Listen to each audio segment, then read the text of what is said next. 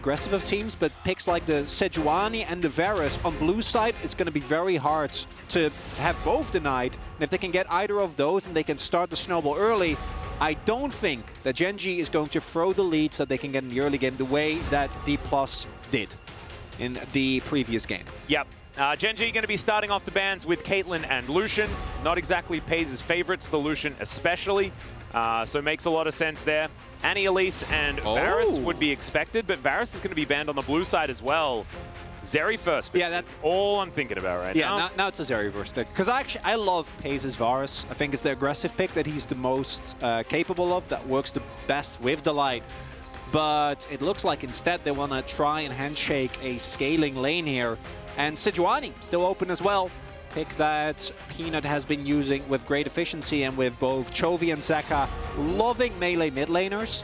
I wouldn't be surprised to see that prioritized here, but this is a Zeri first pick 100%. This is what GENG have done in the past many a time, and PaY's getting that pick here again. Well, Hamwa, what are we going to be picking into it? I'm sensing a Xayah Rakan situation, but Lulu being considered just to take it away from the Zeri. We've seen a lot of other teams be happy to not pick that one, especially PaY's and Delight here have been playing off those level 6 timings a lot. But Rakan going to be locked away. And then Clid will probably pick up Sejuani here. I actually find it really interesting that that has gone through, even though it is Clid and hasn't exactly been the most successful, but here it is. Yeah, Sejuani, Rakan, incredible engage combination here. This is, of course, a flex pick. Can go either way. Don't know where it's going to go here yet. Well, that kind of ruins that. There you go. GENG not giving anything away. It's probably Chovy, but we'll see. Also depends on what matchup he can get. The Xayah lock in here seems like a no-brainer. And Rakan blind is something that we have seen punished every now and then. But Homa Life can now lock in the Xayah, can then ban away the Veigar and the Taliyah. Maybe you do both, right? Yep. The downside is that then GENG can just flex the Cassandre mid and get a good pick for top lane, and then you use 2 bans. And they didn't get too much out of it, but Homa Life already kind of the comp that they want, right? Strong team fighting, great scaling, a lot of innate safety and engage power. Yep, just seems like what they're happy to draft into is Peanuts Maokai. Going to be respected here. I very much enjoy that. Last time we saw GENG, it was that pick that they really wreaked havoc on. Like that one a lot. Tristana going to be taken away as Zeka has been diving towards that champion as well. Theoretically, a flex pick here for Homa Life Esports, as Viper has actually been putting in a few hours into the Tristana of late as well.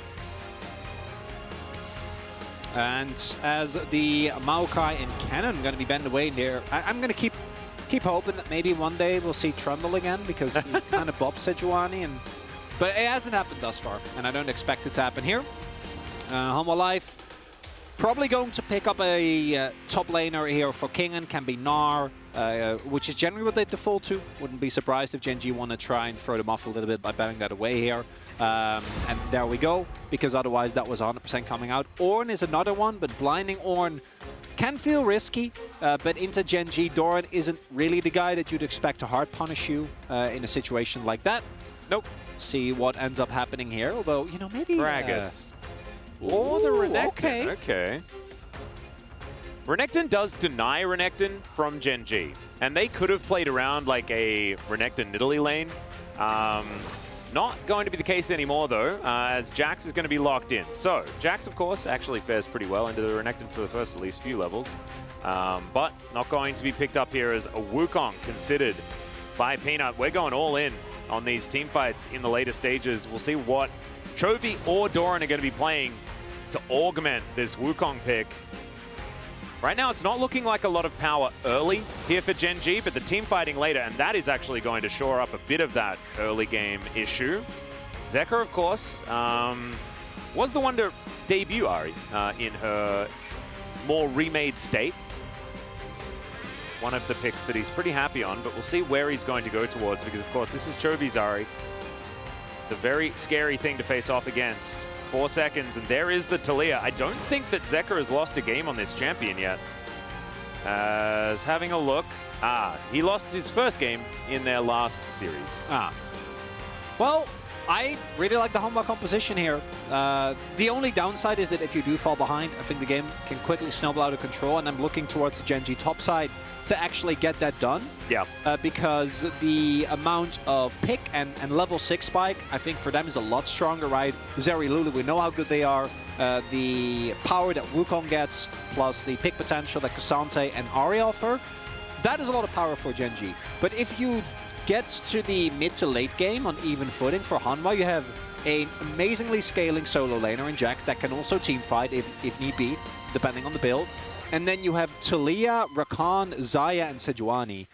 It doesn't get much better when it comes to playing at the short-range compositions, and that is kind of what GENG have drafted here. No, exactly. I'm a little bit worried. And we've also seen the Ahri not necessarily be a super successful champion here in the LCK. Yep. The build has often been something that we've had gripes with and things like that in the past. Whether that's going to be because the BGH, I wonder whether GENG are a team with over 7 attack. That's what I'm wondering. As soon as they said that Hanwha Life Esports were the big game hunters, it's like that's what you were thinking of. No, I mean, yeah, it. Sometimes it's just a 4-2, you know, and like that's not really going to do it. Not enough tempo. No, man. You pick too much mana for that. No, you absolutely do. No, it doesn't. It doesn't work out. But if you manage to kill a Frost Giant with that, then you're feeling really, really good. Absolutely. This is going to be your GENG composition. Pays on the hyper carry in his debut in LCK Best of Fives. Very interested to see how the young player is going to perform up against, a few veterans here, a few world champions on this side as well. Let's jump onto the rift here for game number 1 between GENG and Hanwha Life Esports.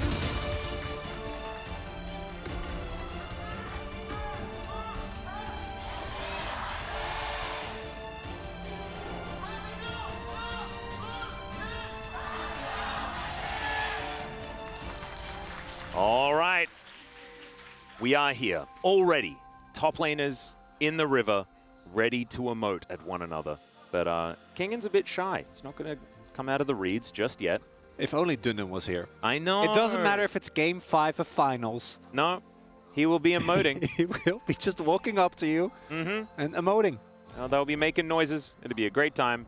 As Peanut going to walk towards this ward and get knocked up. Zeka throws a bunch of rocks at him. And ow. Yeah, Peanut's going to have to lick his wounds a little here. See, Kingan made it out. He came out of the brush, living his best life, getting some vision down. And already Hanwha have actually navigated this early game quite nicely. Whoa. A lot of information will go over their way. And Peanut at 50% health still. Kingan is really scary, right? Level 1 Jax with Counter-Strike against these two guys. Yeah. And now Peanut's just going to have to walk away. And Counter-Strike going to be used very nicely there. So Dorian going to have to take a little bit of extra time. Not the end of the world or anything like that. As GENG here towards this bottom side of the map, just chilling out as they wait for Viper and Life to attend the lane.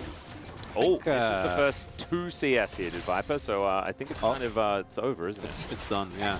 Well, they actually got off pretty easily, or Peanut did, after taking such a bad trade level 1, and then Kingan, I think, could have really pushed the issue. Didn't want to take the risk in game 1. I think that also makes sense.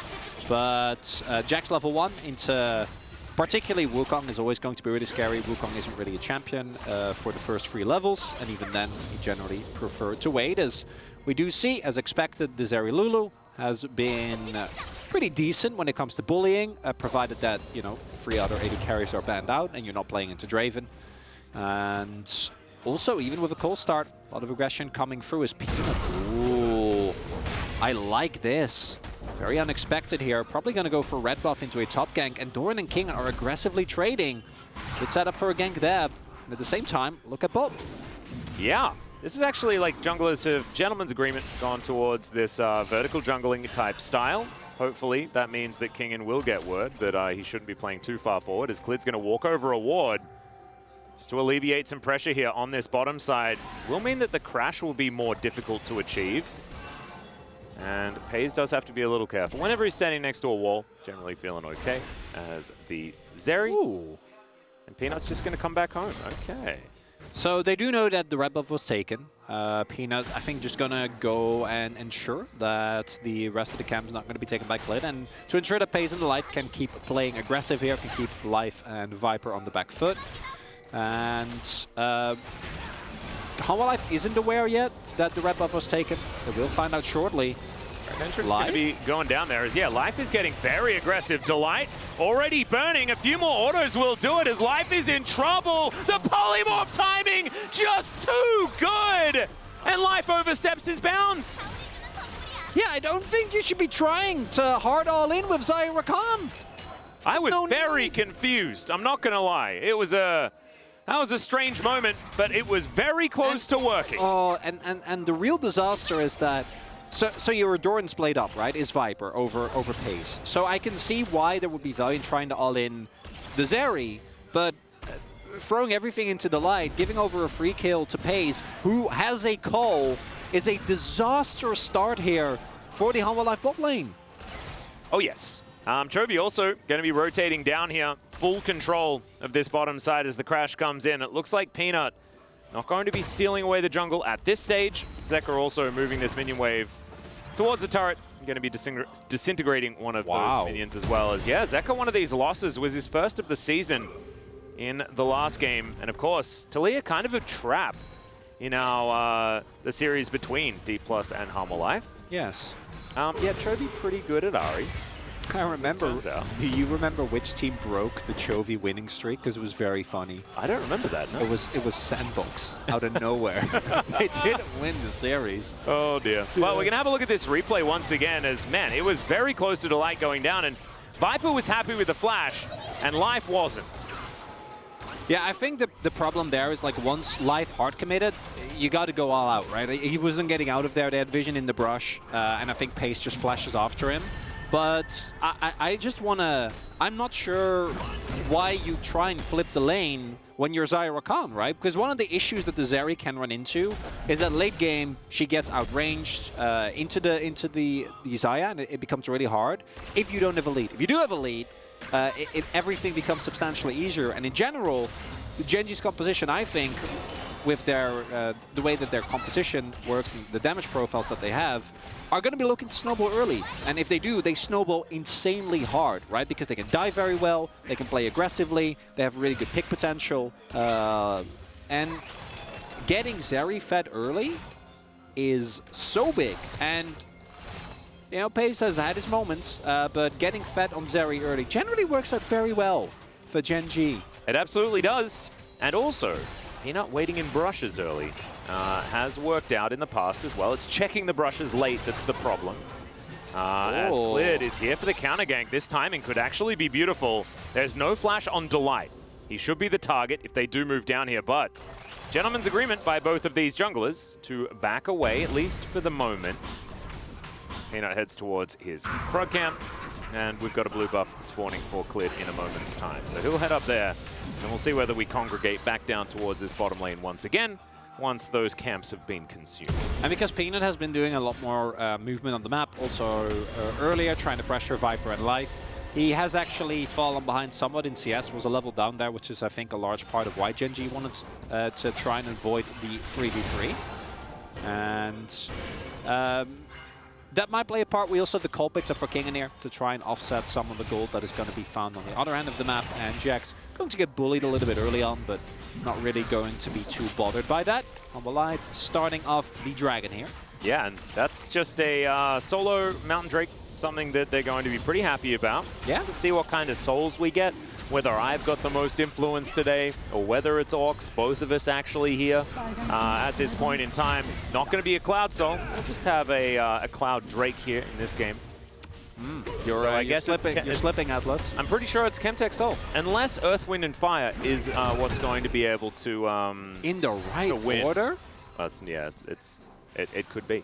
It could actually Maybe. be. Wow, it actually is, and this is the one time that I say that it's not. I just never really understand the order of the Drakes. I get very confused easily. But it could be the case. We could be grooving tonight. What do you mean you don't understand the order? Well, I often say, oh, and it's in the right order, and it's just definitely not in the right order. Yeah, I find it hard. Maybe, like, it just doesn't look very chronological when I look at the list of... No, it can be very confusing if like, Genji gets a dragon now, you're looking at that, and you're trying to think, yeah, there you go. I'm like, who got the first one? Yeah, that's my excuse anyway. I'm sticking with it. Peanut going to be able to grab Shelly, and she'll be employed to knock down one of these turrets. around this map. And so far, it is about 1.5k for GENG. Not a whole lot done here from Hanwha in the early game. Surprise, surprise to absolutely no one. And it's about whether GENG can leverage this to a lead that is insurmountable. It's surmountability of lead that we're going to be judging a lot of this game on. Because if Hanwha get to a late game, they often just do pretty well in those scenarios if they're not absurdly far behind. Yeah, and it becomes really hard to play out for GENG, because while I do think they have good team fighting, I think Talia neutralizes a lot of what both Chovy and Peanut are going to be trying to do in late game team fights. As, aw, they both have the set. Oh, that's adorable. Oh, and just how good Viper has looked in late game teamfights kind of plays to that. And Kingen, even though right now he's getting bullied out, eventually he's going to finish his call, he's going to get multiple items, and we have seen this Jax versus Xante matchup countless times. Jax is going to get a little bit pummeled in the early game, and then it's going to scale very nicely. Once he hits 2 items, he just starts getting better and better, and Xante won't really be able to match him in the side lane anymore. So GENG probably going to have to look at the very least start stacking some Drakes, and ideally want to try and use this Herald for an aggressive play early on as... Ooh, Arctic Assault goes completely wide, but Permafrost is going to be there, holds on to the Warrior Trickster. His life interrupts Chovy, but he's going to be interrupted himself, and now he gets the quickness off, but will the Ignite be enough? Pace gets into the backline, Clid's in trouble, he's flashing, and Viper, yeah, he's going to give up on this one. There is no hope. And now Pace is flashing forward. Featherstorm is going to come down. Yes, cleanse. Does he have the Blade Caller available? The answer is yes, but there is the cleanse that you were talking about, and Pace just skates his way in. That is the kill onto Viper as well, as Kingen's fighting Doran towards the top side, and I don't think it matters all that much. Nope. Kingen, if he gets a kill, it'd be big. Because the rest of the map crumbling as we speak, Atlas. It's kind of on fire. Oh, Cole finished, or about to be finished as well on the next minion. Oh, I hope Pace gets it. That's such a tragedy if he doesn't. I think he might have denied a cull on one, like last time as well. He did, yeah. Well, it's fine. He's got like a ton of Blade Gold. Actually, I don't think he got Blade Gold. I think it was just Peanut. I think Peanut just got that for himself. But that's okay. I mean, we'll move towards his Sunderer. You know, the extra kill and the assist will help with Pace feeling not too bad about that 1 CS. But yeah, when we get a replay, Hanwha Life, they try to set up a trap. And unfortunately, the trap, Chovy is trying to back her as well, right? So he's not even at his full power. And then crucially here, he hits the charm before the Grand Entrance can come through, and then Peanut gets a crucial interrupt.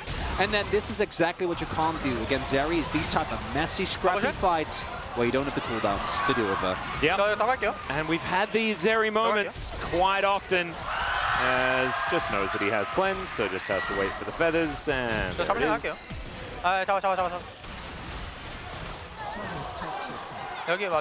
Really beautifully played there by Pace. And where have we seen this before? We've been seeing this quite often. These Zeris finding these early to mid-game moments in these games. Chronicler? I thought you were going to go back to last summer, because it happened a lot back then as well for GENG. That champion is not the same champion. That was one that should never be allowed in the game. It was a different scenario. She is a lot more balanced, but a lot of the stuff hasn't really changed for GENG, has it? In moments like this? Nope. Oh, bot lane fed. Hold on. Zeka going to have to immediately cleanse to get out of that one, as Chovy not going to be so lucky. Hit by the seismic shove, loses half of his health bar, but they are getting bullied out of their own jungle. And Life not having the series that he had last time around. This has been a little bit less of the old good outcome for the Rakan player, as he's going to have to grand exit the bottom side of the map. Kingen living his best life, but as you can see, the gold across the board in GENG's favor. And Doran, wanting to play aggressive there, has just finished his gauntlet, then realizes his team's taking Dragon, and there's a Talia on the enemy team, so quickly pieces out as Zeka was halfway through the river. And now, this is exactly what you had to avoid at all costs as the Hanwha comp. This is by no means a done game, but it's definitely a really, really rough game for me. Particularly because we didn't get Earth, Wind, and Fire, we got Earth, Wind, and Electricity. And Zeri with a Hextech Soul is not fun. Most of the time when Zeris get early leads, that is exactly the soul that comes through. It almost, I swear, it happens more often than it doesn't. And it's fishy. It's confirmation bias, Atlas. We need to get to the bottom of it. I don't know if statistically this is true. I'm an LCK commentator. I don't know anything about bias. I don't know what you're talking about. I think someone needs to look at this. If there is anyone on the internet listening right now, go and do the research and tell us. Yeah, do a PhD. As Weaver's Wall going to come through here, Zek is going to pay a visit towards the top lane, and that is a really dead K'Sante. Kingin locking down the first kill for Homalife Esports here. Don't know whether it's going to be enough to change everything, but it's definitely a step in the right direction. Nicely done. Another egg in the Kingin basket. A great basket. Sav is a couple of CS away. Will now finish his call. And is going to be a lot stronger. Good on Zeka as well, actually, utilizing the side lane pressure that Talia does have available.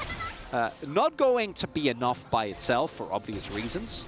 There is still a really big problem towards the bottom side of the map, but here we see Doran feeling good, has his item finished. Not the case for Paze, and then nicely done by Zeka here, right? Drops the wall, dismounts in time. King still has flash as well, so he never really was in any threats.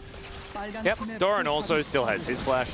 Just knew that he wasn't going to be able to get away from that one, so it does mean that the K'Sante is going to have that option as this game goes on. As okay, some Hex Gates being employed here. Grand entrance avoided there by Peanut with the Warrior Trickster, as HLE is continuing to just wander around the pit, and GENG are just going to brute force it, and Homalife like, well, I guess you can have it then. That was a bit fast and loose there from Peanut, but it ends up working out. They get the Heralds. Chovy also going for a very defensive builder, and when you're snowballing, I actually quite like it. I think that with how far ahead you are, getting an early Banshees means that, you know, a Sejuani I didn't want to talk about it. No, I think it's fine. When you're ahead and you already are like stronger than your opponent, I think defensive items actually gain a ton of value. As Paze, yeah, he's just walking at them. Chovy, he's ulted as well, as Glacial Prison going to be used defensively, and Chovy is going to interrupt the teleport. Zeka, not a whole lot he can do here. Seismic Shove going to be thrown down, but they give the kill over to Paze. That is a killing spree for the Zeri, and I don't think taking a bit of damage on this outer turret is something that GENG are too worried about in exchange. No, I tend to agree with that assessment, Atlas, and this game number one, spiraling here for Homalife. Paze gets the B1 Zeri, a pick that we haven't always seen work out, but in this case, and for GENG, they've been going back to this a ton. Oh. It's been working out very nicely. As Viper reminds Chovy that just because they are ex-teammates, he does not get a free pass. He doesn't. Trying to damage the turret. You can't bully me. We're mates, remember? And is going to be able to stand his ground, but still, standing your ground when the ground is rapidly being removed is, and it's a difficult time. When we're talking about, oh man, Homalife is able to hold on to mid while the bot lane inner is falling. Yeah. And it's not a good time, Atlas. This snowball is starting to get ridiculous. 17 minutes, and it's close to 6K. Surmountability is becoming a questionable thing in this particular game. This might be a bit of a go next situation here. I do think it is. Yeah. Now, of course, if you watch yesterday's series, you know that a one-sided game one says nothing about the rest of the series. Oh, absolutely not. But this game one, I do think Homalife tried to draft as much comfort and team fighting and scaling as they could and see what they could get away with. And GENG right now is saying, no, this is too much. You cannot do this. You need to respect us more. And you need a little bit more agency, right? You need a little bit more power, maybe in the mid-jungle 2v2, maybe in the bot lane. Don't draft the Xayah and Rakan very face up. Because you are going to get run over, well, as is the case here. We'll see. It was from a turnaround in game one that Homalife Esports were able to beat D+ Kia as well. Very true, Atlas. That was a large part why a lot of the tempo in that series was kind of removed for the higher seeded team. So I guess we will hold judgment. However, right now, if this was almost any other situation, I'd be like, wow, GENG are destroying this. It's probably a 3-0. And Doran looking to get underneath this turret. They should be able to guarantee that one as Glacial Prison does come through, cleared. Not a whole lot of defensive statistics as Paze is just running around having the greatest time ever on this Zeri, who is just untouched in these little skirmishes. Kingen, meanwhile, is getting a turret, which I do think is the right course of action here. Jax remains a win condition, right? And the game state currently in absolute shambles. But from a couple of mistakes, as we have seen in many a playoff series already, even insurmountable games can still be fought their way back from. And Kingen keeping pressure in the sideline is a large part of that because it's going to force responses from GENG. It might force mistakes. And as long as they ensure that those don't happen, they should be completely fine. As even on Vision, yeah, what are you going to do? Not really going to be able to get anything here as the Bansheesville is done. First Hextech Drake, and maybe a fourth you can contest. Maybe you can contest Soul Point if you're Hanwha. But I think GENG is going to, at the very least, get to the Soul Point. Is Pace? Yeah, I was more of a life name caller at that point in time. No, yeah, that's fair. As we have a Kingen going in aggressively here, setting up Vision so that he can split push towards the bot side of the map. Very nicely done. Yep, doing some orienteering towards the bottom side of the map, seeing what's going on, checking out the topography. Some assessing. Yes, a bit of surveying. Surveying. I wonder what kind of information that he did claim down there. Does have a couple of wards in position. And it's getting to the point where Doran just cannot stand in a lane against the Jax, right? Like, I think it's a couple of items. You probably want to get the Black Cleaver online and maybe one more. Spirisogen is pretty good in those situations as well. Because Doran doesn't do a lot of damage to turrets here either, even if the Cassante is in a decent spot. You're just not really going to be able to get as much done as the Jax. So that is a small piece of good news. The size of the good news is very low in comparison to the bad here for Hanwha Life, though, as they want to desperately slow down the pace of this game and regain some sort of control. And right now, GENG not taking their foot off the gas. I love to see it as well, this patrolling throughout the topside jungle here of Hanwha Life, making sure that everything is very dark and then setting up moments like these as he does get the information and can Arctic Assault his way out. As Kingen going in, does manage to get a bit of a stun onto Doran's Cassante here. As Hanwha get a bit more vision, they're moving it through. Oh, round two. All right, Peanut going to be spotted, control wards everywhere, and Hanwha not going to be baited into that because, of course, you could feel like you have the upper hand, but you don't, as Viper was in base, I believe, at that stage. Just took a Hex Gate to come back out. Does have a couple of items. Doesn't have as many cloaks as Pays, though. Look at how many cloaks he has, man. He is staying warm this winter. Maybe one is for warmth, and the other one is a fashion statement. Ah, or maybe one is for warmth and the other is for, like, avoidance of the rain. Something like that. Oh, it's like an extra insulation layer? Yeah, or like a windbreak layer or something like that. Yeah, I mean, I don't know what material the crit cloaks are made from. That's true, and whether you could get ones that are made of different materials as well that also provide the same amount. Well, surely you could, right? You wouldn't just have the same model of cape for every cape. That gets boring. Yeah, but would it change the stats a little bit, like a polyester one versus why would it? A cashmere one? I imagine cashmere would give you a little bit more stats. Well, it'd be more fashionable, surely, but I don't know why it would give you more stats. I assume that's the enchanted on the cloak.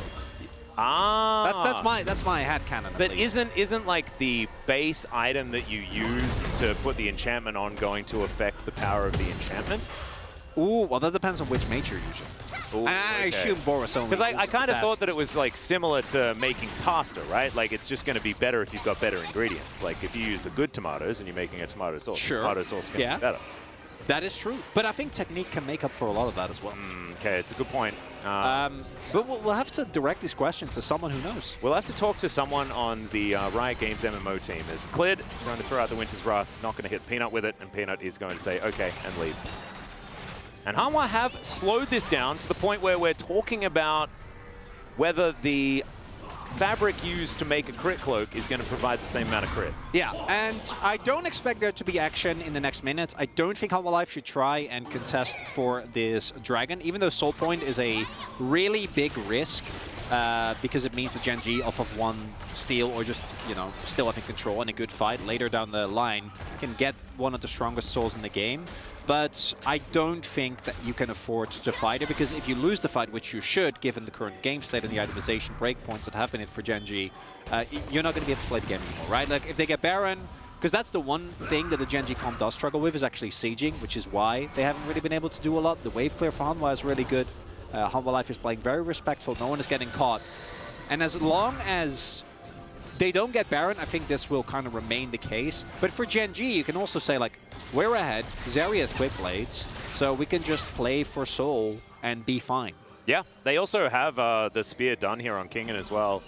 And so should be heading towards Zhonya's as that third item. So these 3 items for the Jax is actually kind of huge. And yeah, they do have a lot of control in this area. Doran has teleport, so he can get down here. Are they ready for a fight, though, is my question. And I just don't know. GENG, not a lot of information in this area, though, as they finally do get it. Peanut on vision right now, but he can't get into the pit because there are rocks strewn on the ground. It's kind of like Home Alone, man. Like, threw out the Legos and you just can't walk across the corridor. And while getting this Drake is big, as, cancel from Peanut there, you give up 2 turrets. So even though Hanwha Life, I think, doing a good job there of kind of catching Gen G off guard, right? Making sure they're on the river. They also had some vision in mid, which helped with this. The game state still gets worse, because now they're 7k gold behind. Yeah, but they are not at risk of losing Soul. That is true, and that's a win. That is definitely a positive situation. And look, there's always that standing gold argument that we've had in the past. Like, look at all the turrets. Standing gold. The turrets that are there for the taking. Chronicler, his life is going to get charmed. Chovy, very charming. And that is going to kill the Rakan. Not a lot of opportunity there. Really nicely played here by Gen G. We mentioned that they were setting up vision traps in this top side. Life finally falls into one. Yeah, it had to be Life or Clid, right? Like, they need to go in. They need to keep checking. They can't really afford not to take that risk. And now, looks like the Baron is just going to get taken here. Doran also should be able to get Clid out of here. No. Prison does come down, and Gen G are going for the turn. There's the flash away, but the Cyclone's going to be enough. Kingen goes golden, but he will be going towards the Death Chamber immediately afterwards. Actually, a really, really cute use of the Counter-Strike, but that is only going to delay the inevitable, as Viper's like, nah, I'm not into team fighting, guys. It's not the life I lead. I do not want to do that, as FaZe is underneath inhibitor turrets, just fighting them. Yeah, he is. That is another kill. That's the triple for the Zeri. Viper's going to get an inner turret. Congratulations, brother. And now Gen G going to move back towards the Baron. Coming into this series, one of the big questions was, how is the bot lane going to do? Gen G have been very reliant on their bot lane performing, and FaZe has only played, as far as I'm aware, 1 best of 5, which was last year in Summer Challengers playoffs. And he got focused because, you know, that was how Gen G worked.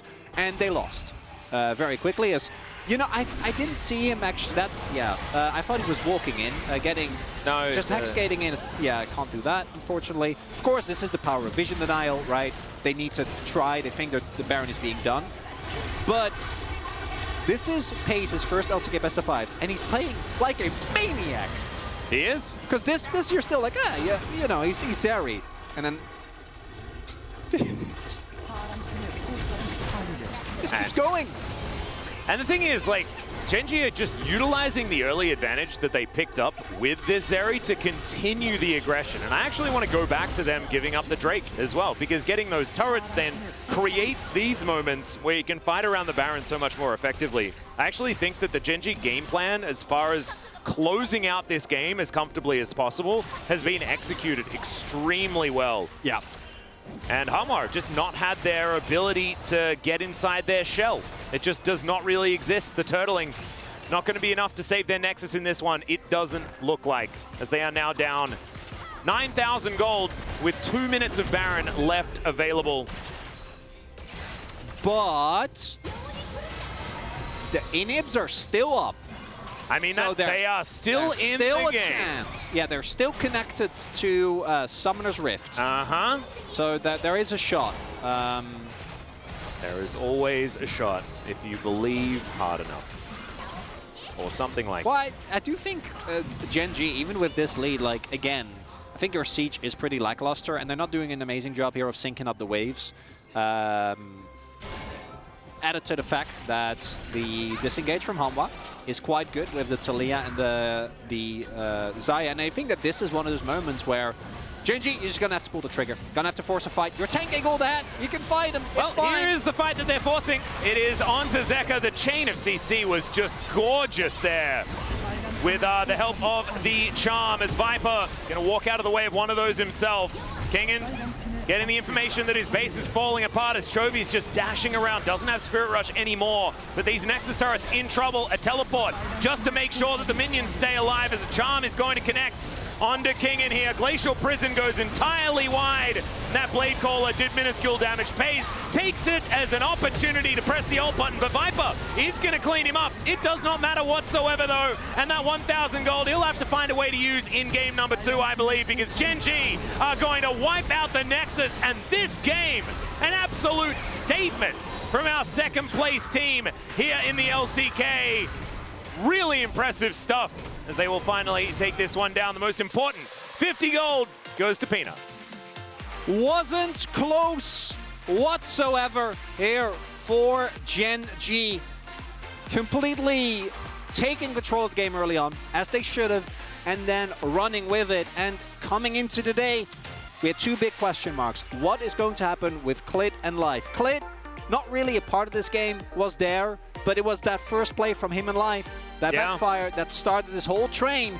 But even going back to that 2v2 kill in the bot lane, if Viper and Life are disjointed like that, that does not bode well. And they need to fix that ASAP, because that is, I think, the one thing that you can't have happen. If Peanut, you know, sets up great bot side dives, if Chovy roams, that's a different thing. But the 2v2, Viper and Life can't be giving up these kills to FaZe and the Light, because after this game, we see again what happens.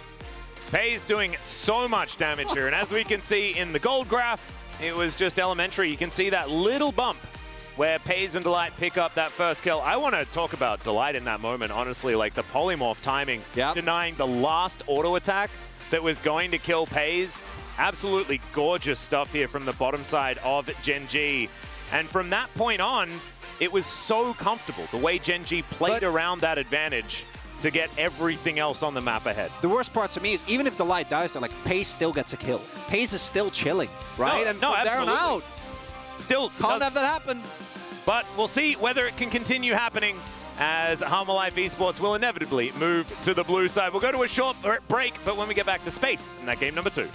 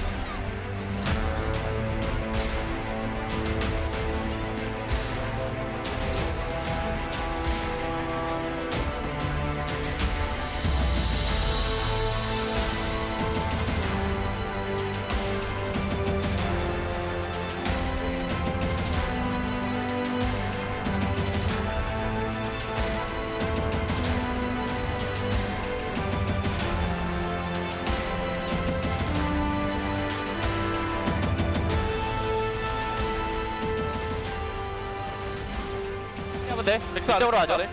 잡으면서 다이브 갖고 와도 돼. 타워 먼저. 타 먼저. 오케이. 끝낼 생각하자. 네, 끝낼 생각하자 이거. 네, 타워 먼저. 얘네 미드로 갔거든. 확인. 다이한테 그냥 깃털만 조심하면 돼. 나 집텔 탈게, 집텔. 집텔 타서 위에 타워 먼저 치고 얘네가 무조건 걸어주게 만들어야 돼. 나 미카엘 있어. 다이아 힘만 생각해요 그냥. 텔탑. 타워 치면 끝나 그냥. 얘 단어풀이야. 얘네가 무조건 3 걸어줄 거야. 다야만 풀 있어. 깃털 애들아 많다.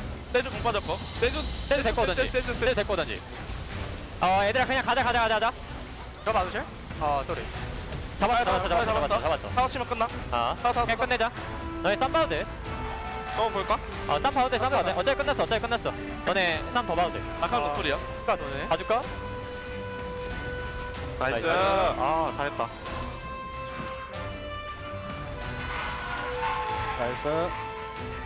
나이스.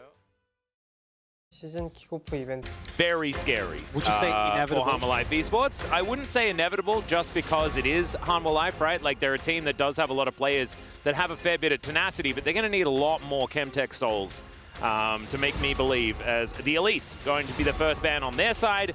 The Aphelios taken away as well, as the Annie taken off the table. So, Life. Look, I hazard a guess that a Zeri first pick is what they're looking for as well.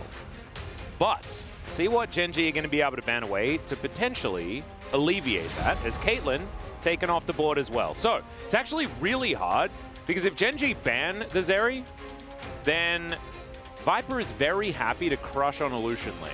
And that is not something that FaZe can do in response, because his Lucian hasn't been as good. I'd expect this to be a Lucian. Then if they go Zeri, you can go Varus Karma or Varus Heimer, and then good luck with whatever Hanwha is playing. That's going to be a very tough lane. I already mentioned, I don't think Pace has been nearly as good on more aggressive laners, but the Varus is an exception. He has been able to, with both forms, have an incredible amount of laning pressure. Also, of course, credit goes to Delight there, but it is going to be the Zeri instead, and that does mean that a Lucian first pick is available here for Hanwha Life, who would also force GENG to go for something a little bit different here. The Varus seemingly too dangerous. So the Lucian lane, not something that they're going to go towards, unless, you know, you're flexing Varus in a mid lane or something, but there is, oh, okay, never mind. Okay, Lucian will be locked in. And so GENG, I mean, it could be Varus Ashe. Like, they could just actually have the archery lane. It's not as powerful as it used to be, but it is still very difficult to deal with. And GENG could also pick up a priority jungler here. We have seen the Lee rise in prio as, I personally hope that they're not going to actually show what they're going to pick with this. For obvious reasons, I do think that the Xayah and Rakan actually struggle because of how easy it is to force out a Feather Storm, right? Yeah. With just a calling or even an aggressive dash forward. The Elise is taken away there, so that does kind of take away from some of the impact. But if Clid gets a Lee or Lee, Lucian, Nami, still a lane that is going to sufficiently scare you.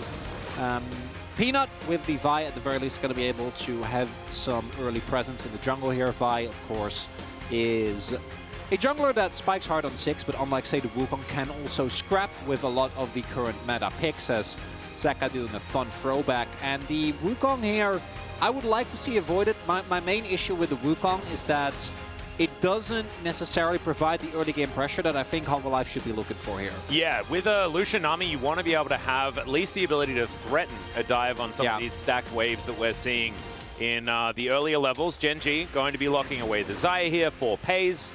So already feeling a little bit better for Hanwha's ability to play in the early stage of the game, but nothing really shown here on GENG's side. I think they're still also pretty pleased, and I think the Wukong stands out to me as well, Chronicler. I think that, like, that could have been a Jace. That could have been a lot of different things that could have been used very flexibly to create some of these more early game compositions. And in fact, like, this is what D+ smashed them with in the one game that they won against them, was the Lucian Sona plus Jace opening 3 picks.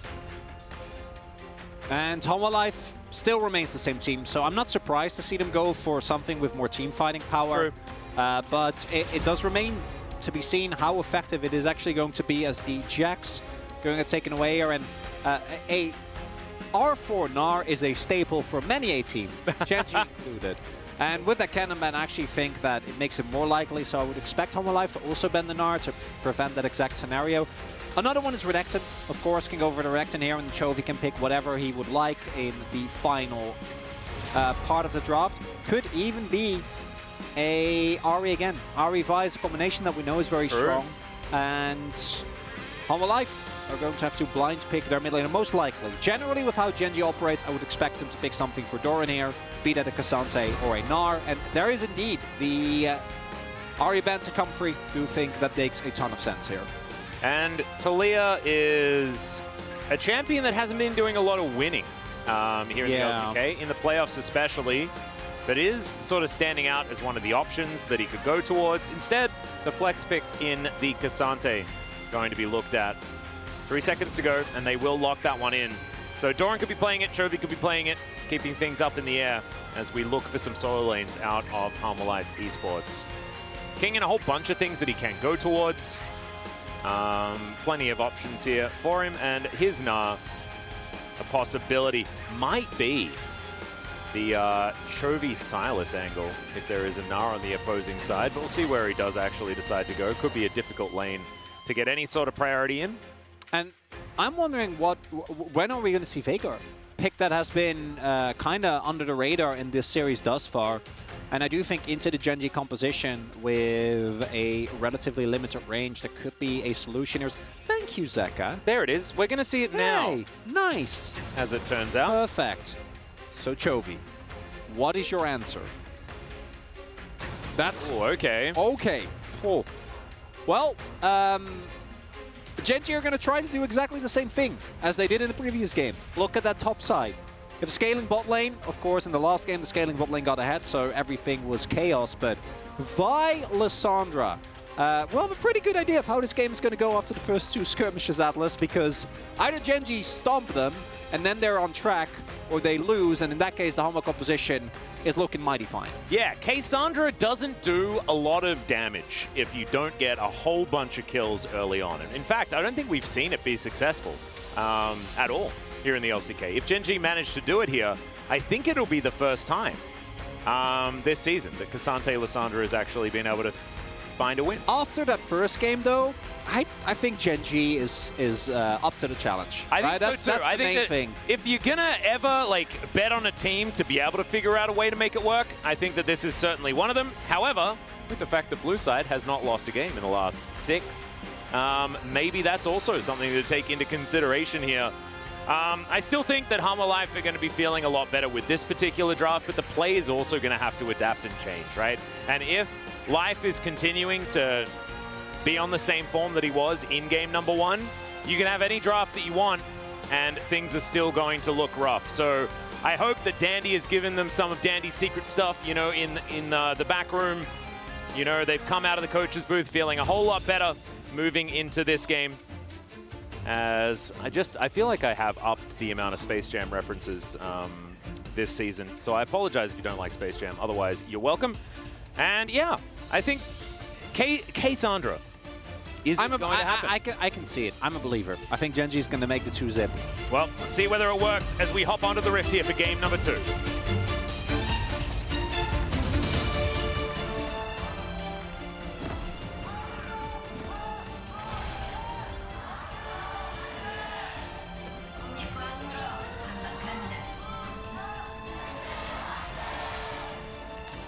All right, here we are, ladies and gentlemen. Game number 2, GENG, already out to a phenomenal start here in game number 1. And we have to remember that last time Humble Life Esports were able to win a best of 5, it was only a couple of days ago, so we don't need to jog the memory too much. They were able to get a red side win in game 1 straight out of the gate. And so started off with a lot more momentum in that particular series. GENG gonna have to force something else out of Humble Life this time. And history also going to be weighing on these players. Life, of course. You know, this is the first time that he's been not playing for GENG in many, many years and is now facing down his opposite number. They've been able to win 1 game since he moved squads. That's not a lot of games. No. Actually, it's not even games. It's just game. It's in the game. What? It's more than a game. I'm not asking for platitudes here, Atlas. I was just stating that factually it is just 1 game. Yeah, true. Yeah. I was more just talking about WCG and that really cool song that they had a million years ago. As Zeka going to have to deal with Chovy yelling at him and throwing ice around. That is what the Lissandra does, especially here in Korea. Mainly focused on the yelling part. So apologies. To Is this just Jonah Strong's way of saying, hello, here she is again? If in case you forgot. Because none of these laning phase should be too action-packed here in the first few levels. But this one definitely isn't. No, this is not where all of the action is going to be coming from.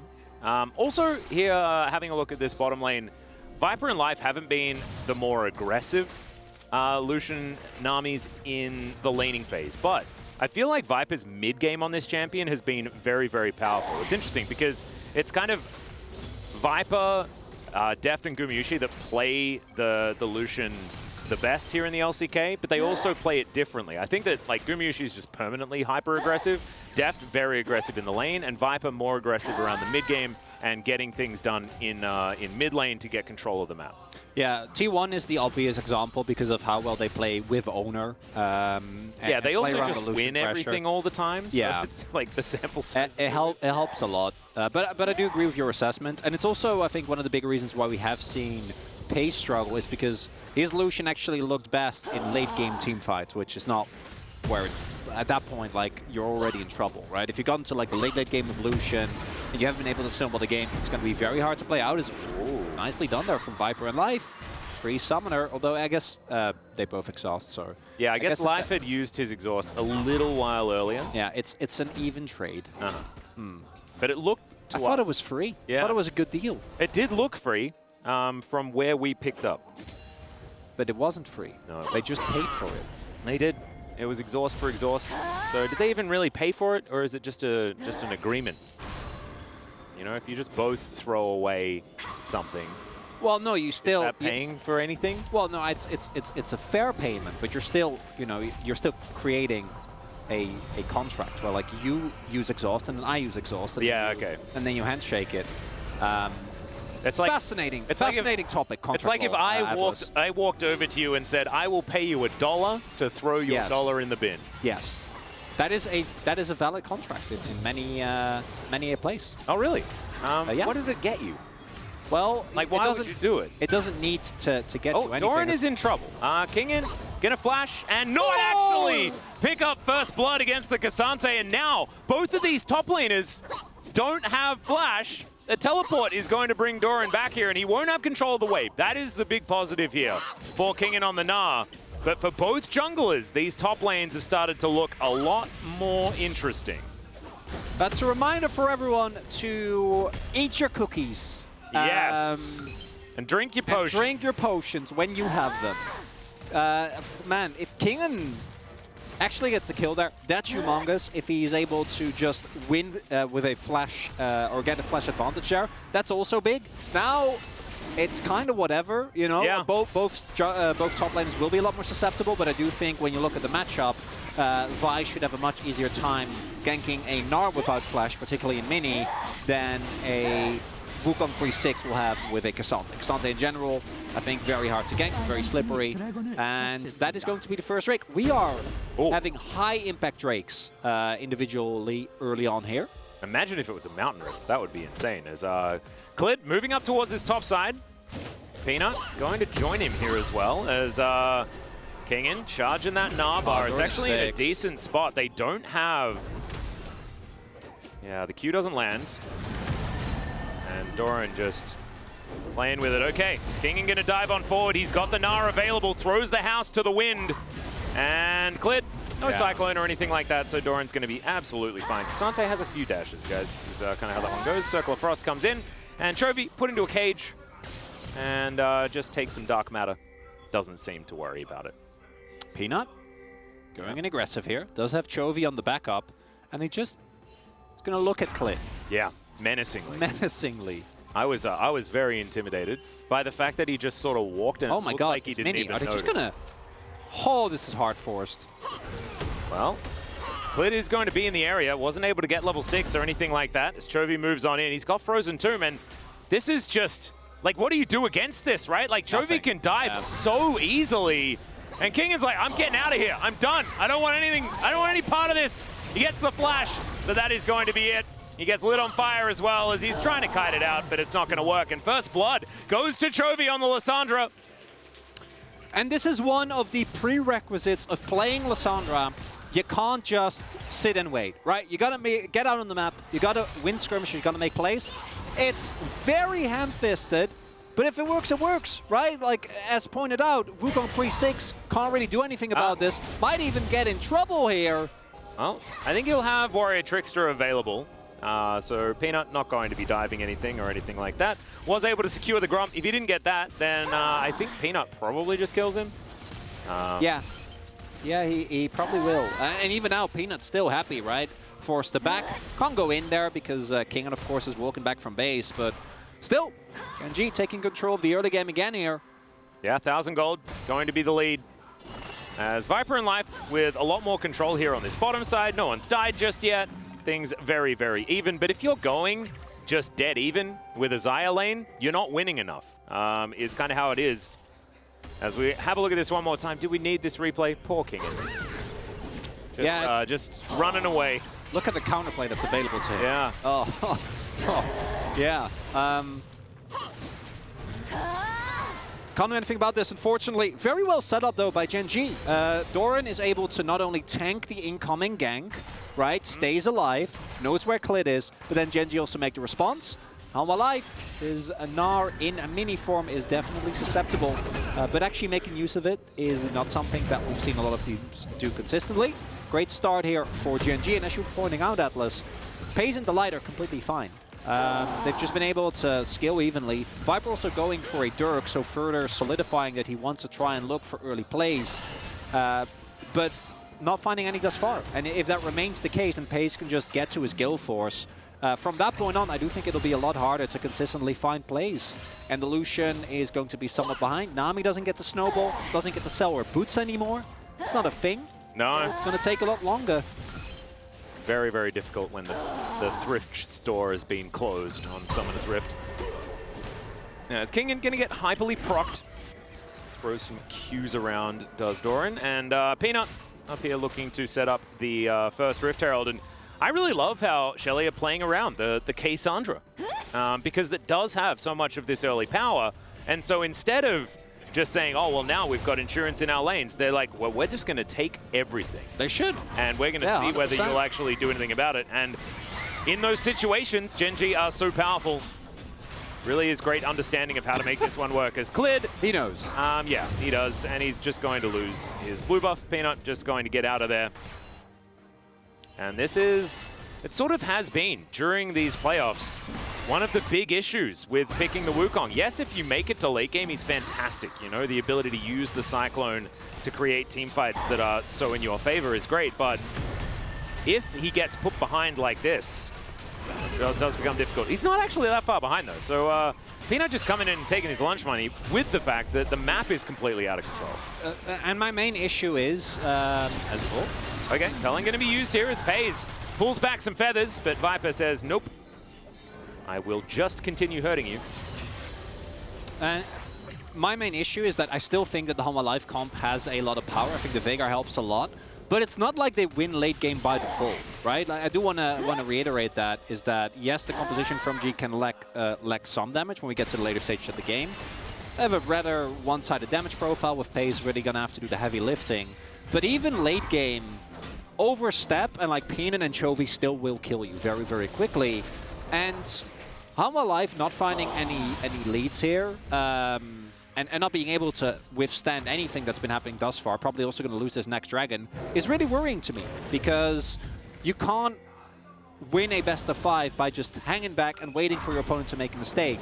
Well, I mean, you can, because they just did 2 days ago. Okay, against GENG. Right, okay.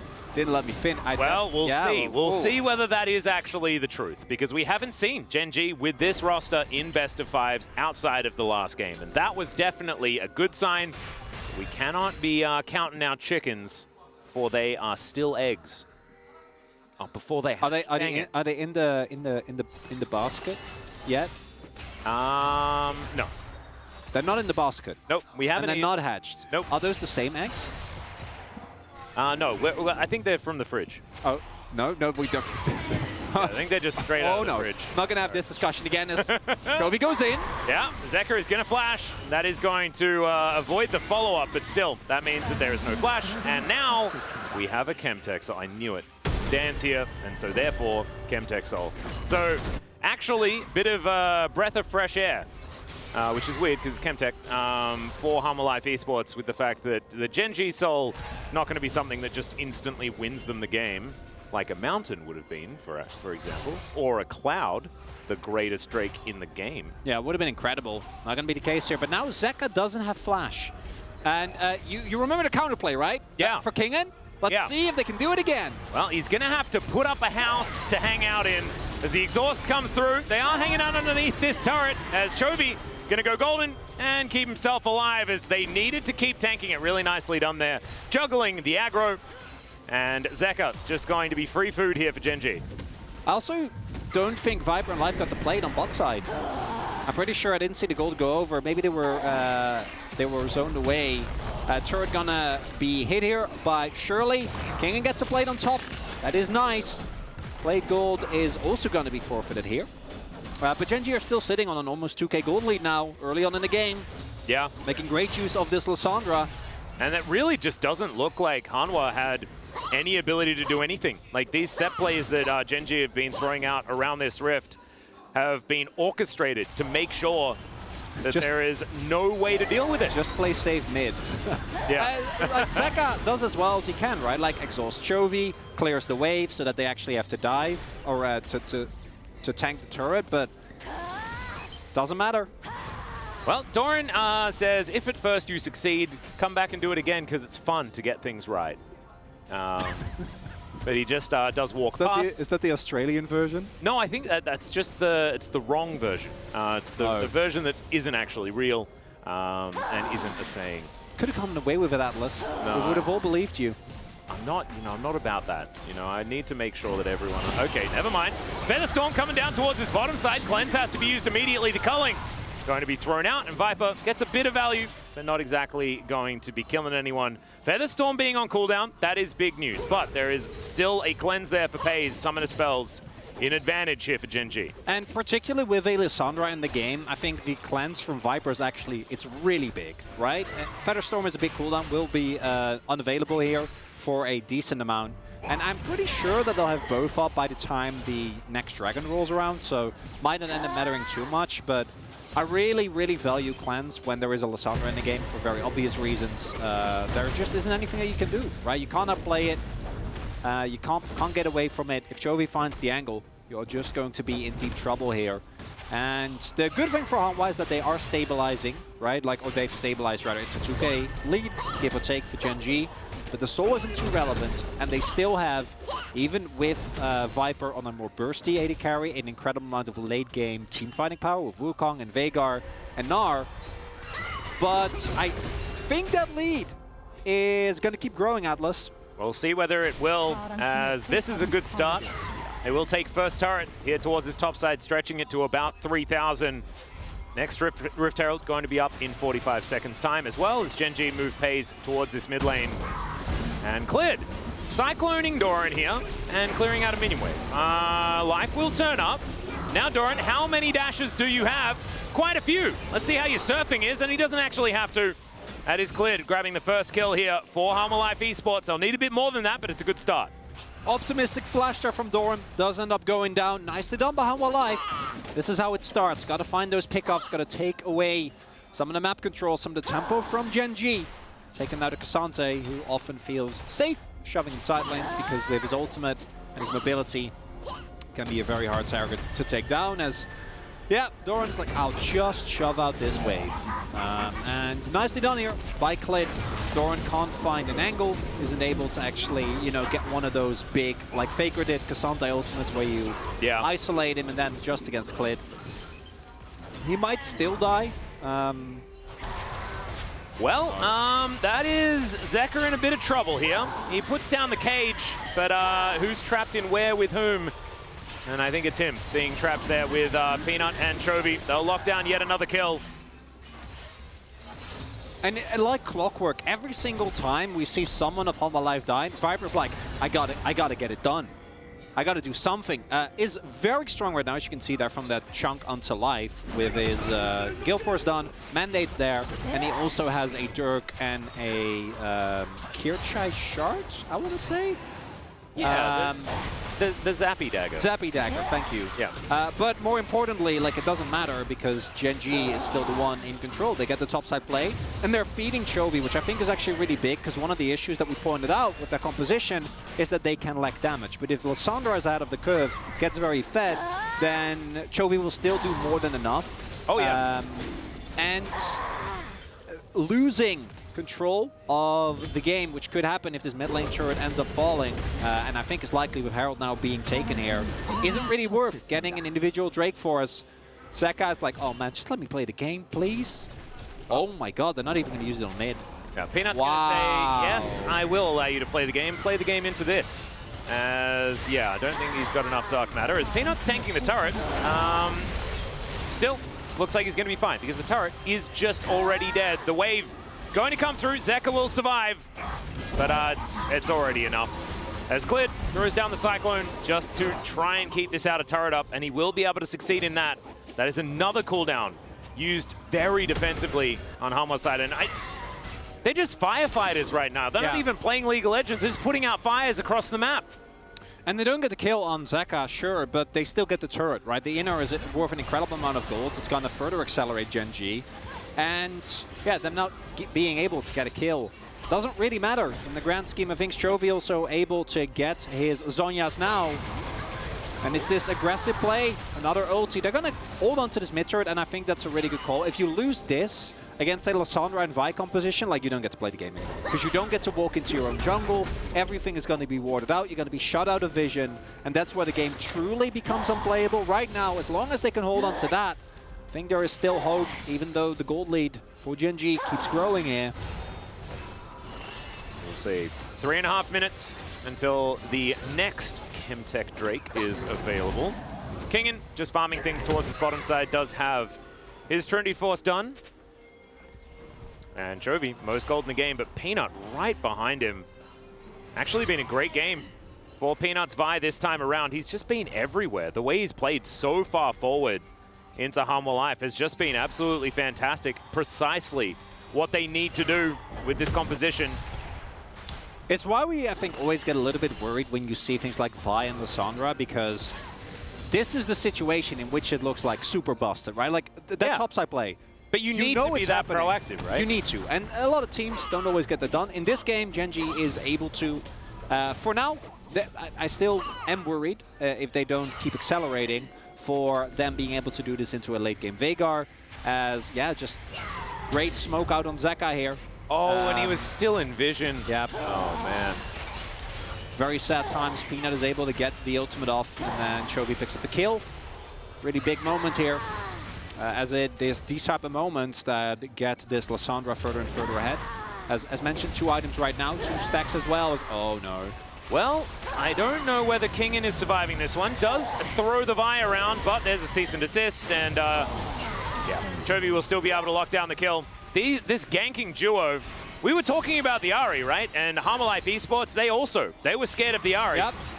Lissandra is even more locked down, albeit on a longer cooldown, but still, they are basically playing exactly the same duo as far as the functionality. And one of the most often heard criticisms, a Soldat might have some action mid-air, of Chovy, is that, that is rapid fire cannon done right now as that's Lucianami. If you can get that around objective, which is why, like, this game is not over as good as it is looking right now for GENG. Still need to very much respect. Viper is still very strong in this game. But as I was saying, one of the most often heard criticisms of Chovy, which I think at times fair, at times not necessarily, is that he prioritizes his own lane over, particularly in high-stakes situations, over impact on the map. So seeing him in particular get a pick like Lissandra and actually make so many plays around the map is a really cool showcase of why we rate this player so highly. Yeah, especially, you know, I think that change actually happened halfway through last year. Last year, yeah. I mean, it's been ongoing, right? But I think that narratives like that stick around for a really long time. Yeah. There is still, of course, the perception that kind of doesn't go away.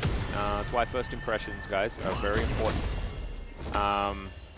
And Chovy is going to hold on to that one for quite some time, but he has definitely evolved into a different player now. The utility has been something that he's really leveled up with, and GENG are just going to walk down this mid lane, and still, Harmolife are desperately trying to defend. They will be able to keep this sliver of a turret alive, as Chovy is splitting on the top side.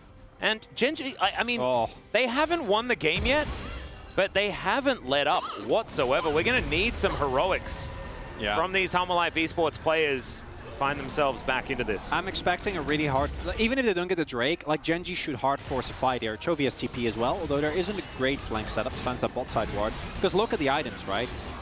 Quick Blades done here for Paze. 2 items done for Chovy. 2 items done for Peanut. 2 items done for Doran. They're incredibly strong right now. And I wouldn't be surprised to see them try and take advantage. And he's going to flash. The Frozen Tomb already down, but it's a mini-nah. He's not going to be able to do anything about this. Doran's gone all out as the wave is going to go by majestically, but not do anything. As Doran's still dashing forward. Don't know about that one. That's going to be Zeka blocking down the kill. Double knock up into the backline, but it's a split fight. And already, Paze has taken down the Nami. Viper is exhausted. And Zeka and Viper can now do nothing about the onslaught of GENG. This is exactly what you were asking for, Chronicler, and GENG will be rewarded. GENG's delivering. Misstep from Kingen on his trusty Gnar. Gets taken down. Had such a good series against D+, but has been singled out often here. And the GENG composition is one that doesn't allow for mistakes. You can't be mispositioned. You can't be out of sight for even a second. It was that flank ward that we were talking about what actually ends up getting them the kill here. And yeah, Peanut goes in very deep. Yeah, that's a grand entrance, the Vault Breaker, and a very dead Viger. Chovy not even there because he's taking down this outer turret on the bottom side. And man, 4 turrets now. They are wiping this map out. This is a clinic. It is. And Harmalife Esports just not looking like they've really showed up this time around in the same way. And maybe it says more about D+ than it did about... And I don't know about this play for Peanut. This is very optimistic. If that wave hits, he dies. Doran getting trolled there by the cage, almost timing out. But it doesn't matter, right? You've already killed Kingen as... Oh, no. Sometimes life comes at you fast, and other times life is in the river, wandering towards a Baron Pit. No, you come fast at life. Oh, yeah. Well, that definitely was what happened. He's very dead. Yes. Doran is on the bottom side of the map. Not exactly the fastest split pusher, but Demolish is going to help him out there. And GENG going to start off the Baron. TP in hand for the Cassante. And I don't know whether they can get past Chovy. There's bounties on the map. Yeah. No, this is very much in shellacking territory. Baron is going to be consumed, and GENG, they can choose a lane. Bottom lane is prepped. Kingen, once again, overextended because this is a long walk. There it is. Frozen Tomb going to be used. The Gnar is going to be interrupted. And he is going to be able to crush, but he's still dead. Paze picks up the kill onto the Gnar. Viper looking for an outer turret in the mid lane in exchange. If this isn't the most, like, Viper, the only one team who hasn't been taken down yet, just desperately getting a mid lane. That's a metaphor for what was Hanwha Life's, a large part of Hanwha Life's split, right? And against D+, they had a much better performance, but seeing what GENG are doing here, I don't think the series will be very reminiscent of yesterday unless Hanwha Life can really make a miracle happen in either this game or game number 3. But in this game, I gotta say, with this draft, if the bot lanes were swapped, I could see it. But right now, I don't think it's happening, right? Like, Lissandra is too fed. They have the pick potential. They have full map control. There's not that much that you can do here unless GENG make major mistakes. Whoa! I was pretty scared as, okay, there is cease and desist and another ulti from Chovy. Yeah. Yes, Event Horizon comes in. Cool. And the inner turret is going to go down. You know what this what is? Doran was dealing with earlier on. What is this? This is actually a GENG callback to the first series they played against T1 at the start of the LCK. Because you know what happened to Paze that game? What Chovy is doing right now to everyone else. That is actually true. It was game 2, right? Yeah, it was. Wow. It was not close. And that was, neither is this game. That was one of the most impressive Lissandra games that I have seen. Chovy doing a decent job himself as the Everfrost is going to come forward. He gets exhausted and does go golden. Event Horizon is going to be there, so they might actually be able to get the kill. So they do. And as we were praising him, he does immediately go down. That makes it our fault, not Chovy's fault. That one's on me. I cursed it. I'm sorry. Yes.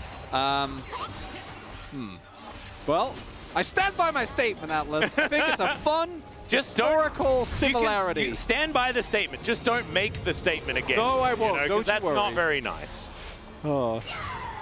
A little hiccup into Veigar. The value of a stopwatch can be a little bit less. Oh, the light. Why did you have to do that? Didn't have to finish. He finished Chemtech Putrefy. Oh, no. Yeah, it's not a great item in the comp for obvious reasons. It's, yeah, very self-explanatory pick here. And then this is where Chovy gets a little bit too excited. And if he... yeah, I think he always dies.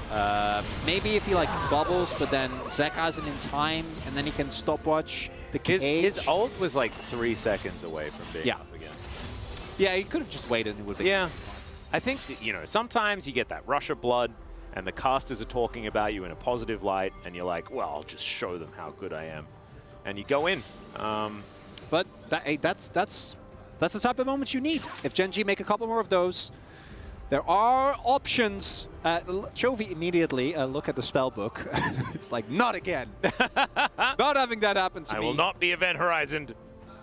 And he can now move towards the side lane as well, as I'm not entirely sure. It's Peanut who paused it, but not entirely sure why at this point in time.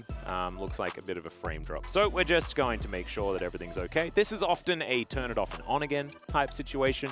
If you've had any experience in IT support, off and on again is generally how you fix 98% of computer-related issues. And I believe that is what we're going to be doing this time around as well.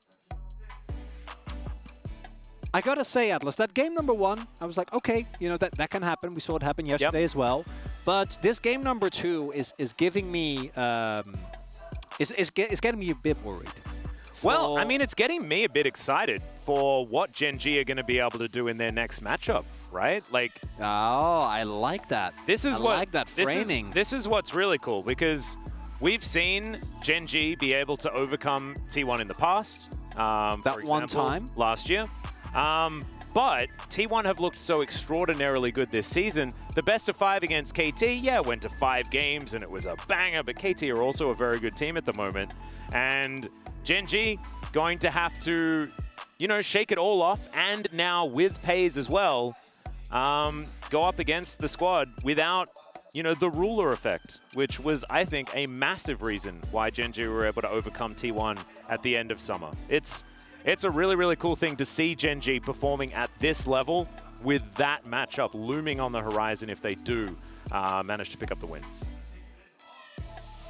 And GENG fans also going to be happy. Hanwha Live fans, they are believers. Without a shadow of a doubt, as you pointed out, this team has an incredible amount of resilience in best of 5s.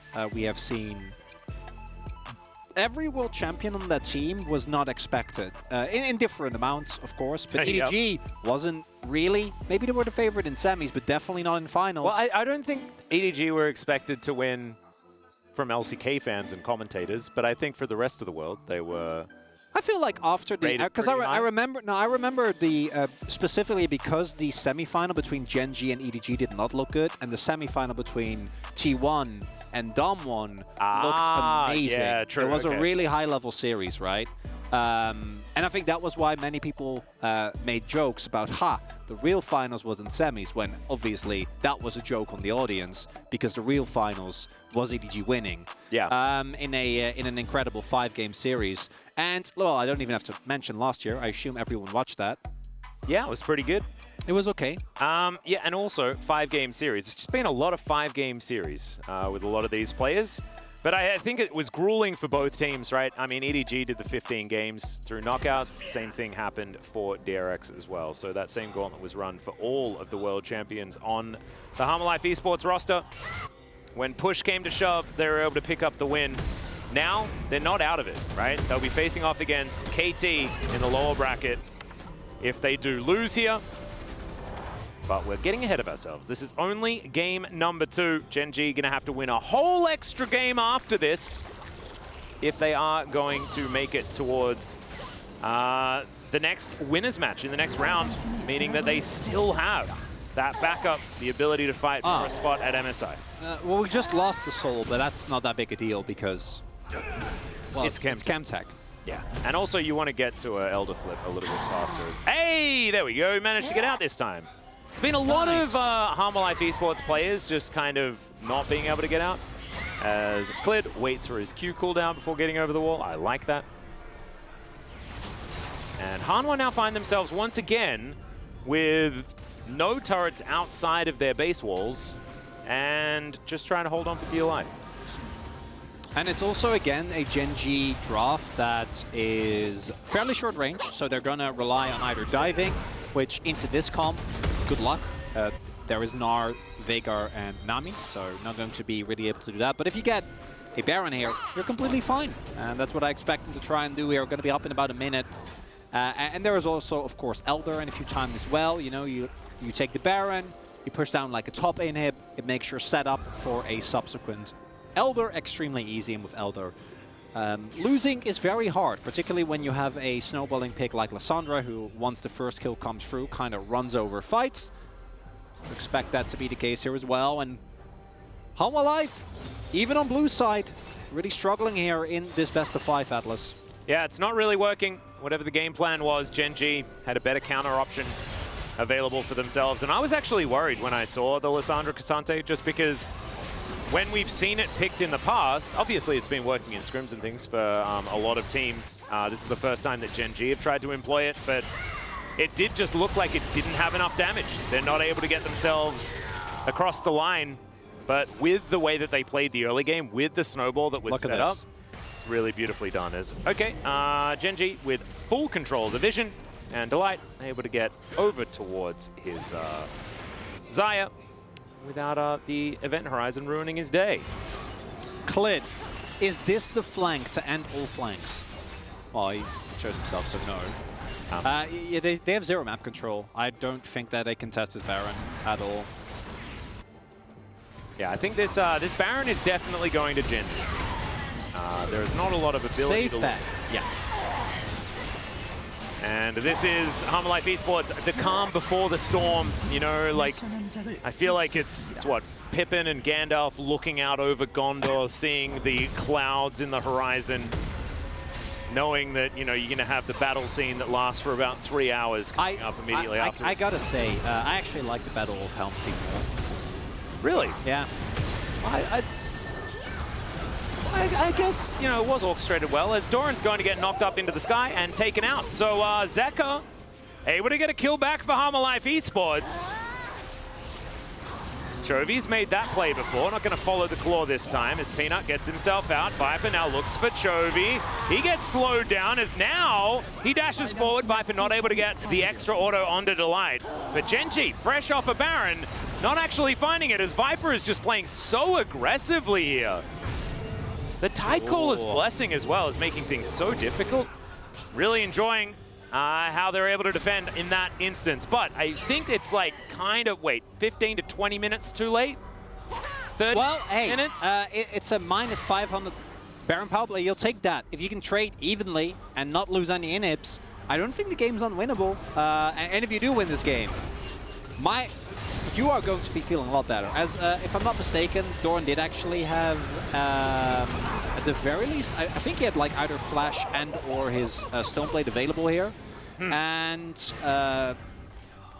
maybe underestimating the damage that the Element were able to do. Or maybe he didn't have it available. Not 100% sure. Didn't check before because I thought he was fine. Yeah. And then he just went down very quickly.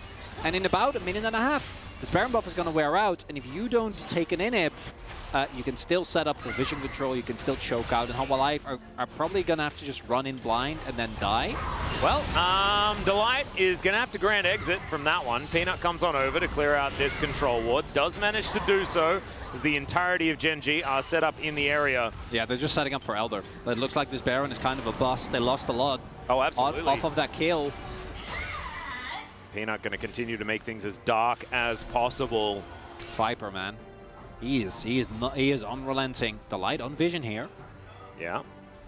Looking for a back timing, and this is where Hanwha knows they have 4v5, or 5v4, I guess, on the map. Or a 3v4, considering the top laners have abandoned.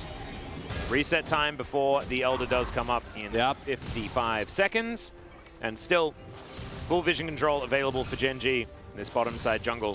And I gotta say, I think Zeka will be able to finish his death cap. But going for Void be full death cap here, besides the Cassante, there isn't that much MR. Actually doesn't have it yet. Still 200 He does have up. 360 stacks though. No, I know, but like, you need death cap. Well, true. Cease and desist comes in. That is a very dead jungler, guys. Never mind. And that is really bad news. Kingen takes so much from the Frozen Thrall as well. As now the Cullen going to be used. Viper looking for his opportunity, but everyone moves so quickly. They are going to be able to get out of the way. Like, it's very unfortunate. Oh, Doran? All right, I've seen this one before. As Kingen's throwing things around. There's the flash to get out of the way of the bubble. And Viper does have to flash to escape Chovy here, as Life is going to give himself up for the good of the colony.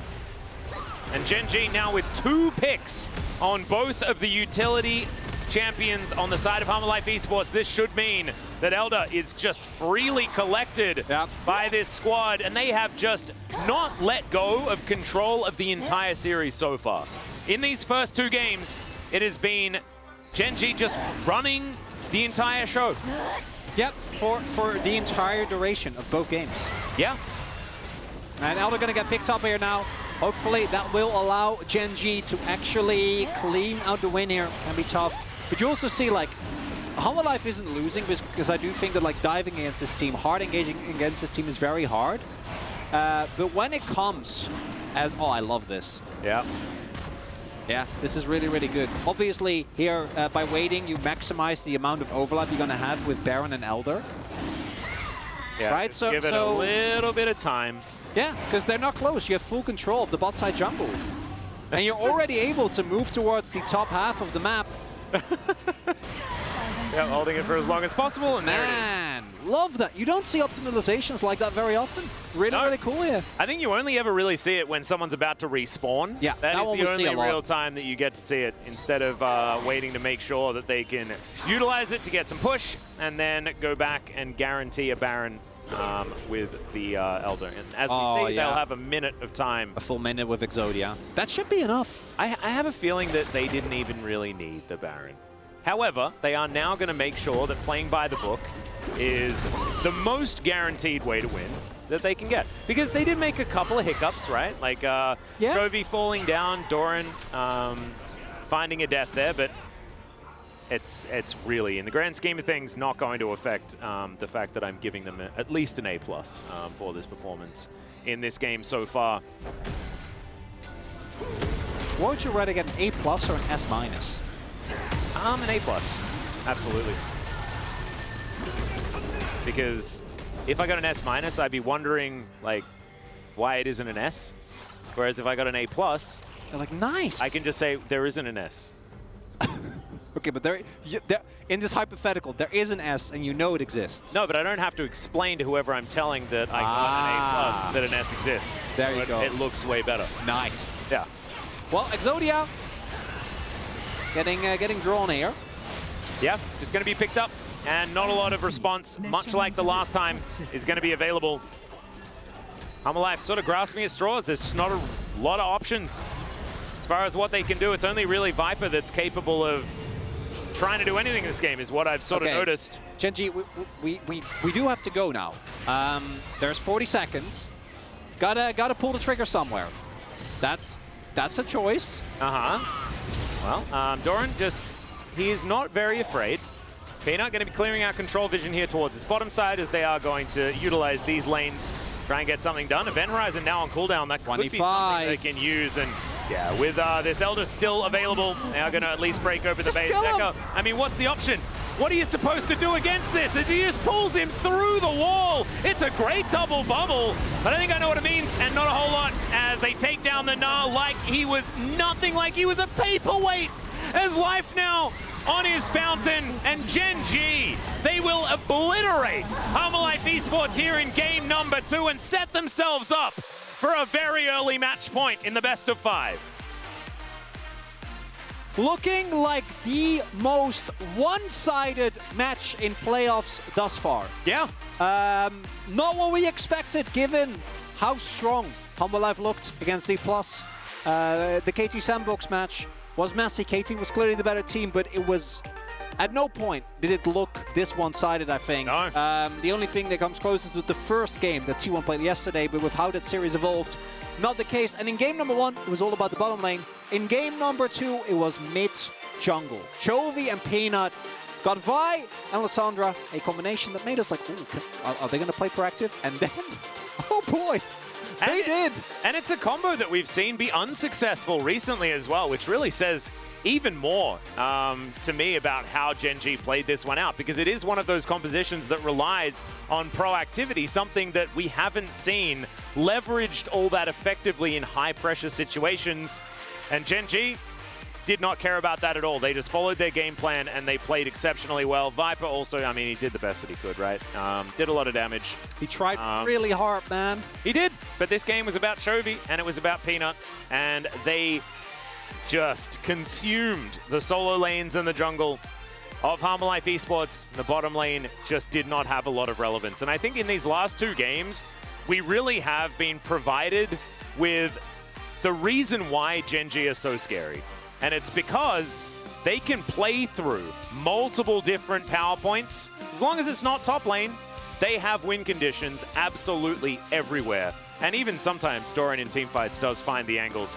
It's amazing to watch when they're in form. We'll see whether they can continue to be so as we move towards game number 3 after the space.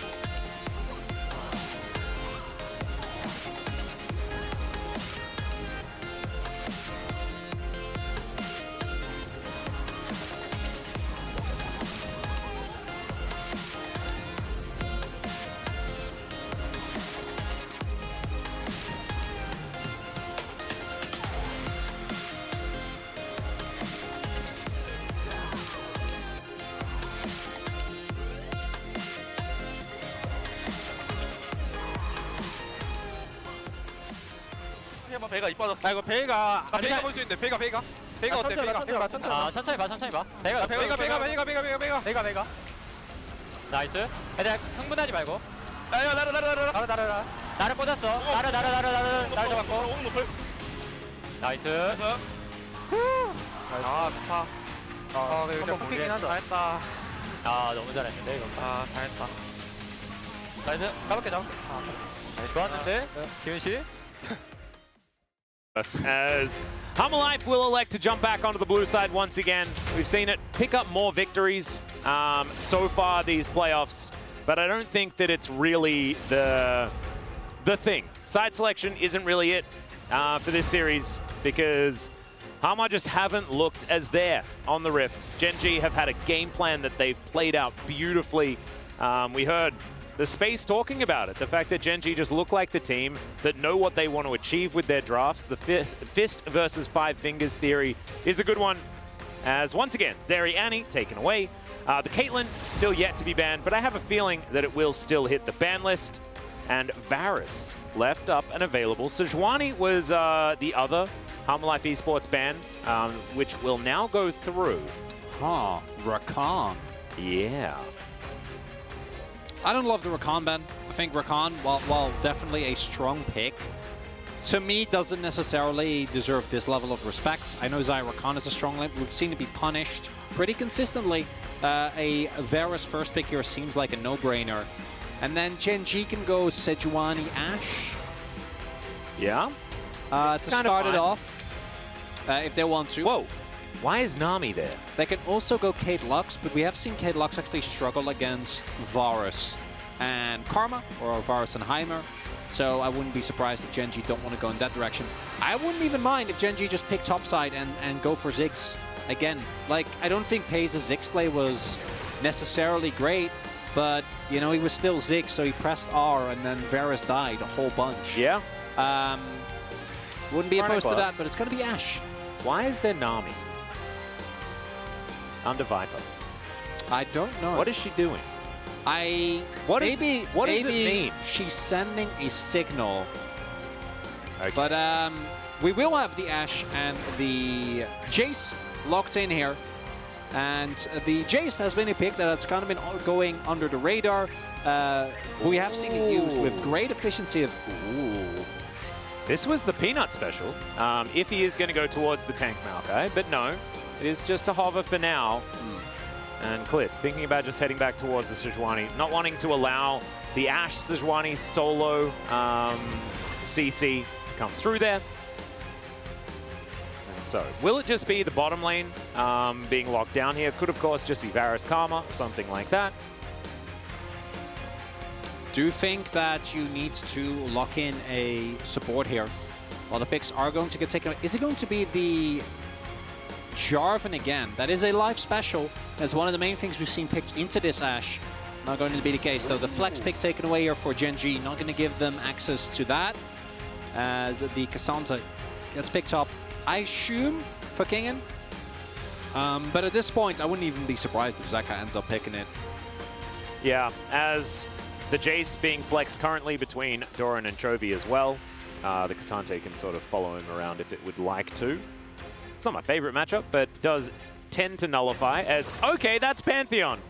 So Ashe Pantheon bottom lane? Do we have Pantheon into Cassandra in the top lane? Is it Pantheon mid lane? Because Chovy just wants to have a good time. I don't know.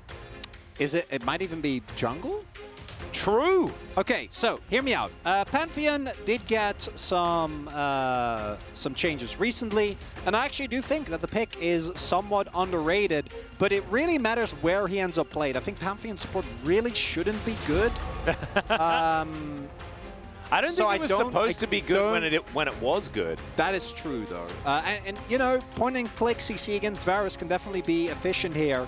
My guess would be it'd be mid, but I feel like blinding it doesn't make a lot of sense. So I'm very confused, but I'm very excited. So let's see where this ends up going, because we don't really know anything. Because Ashe can be support or AD carry, don't know that.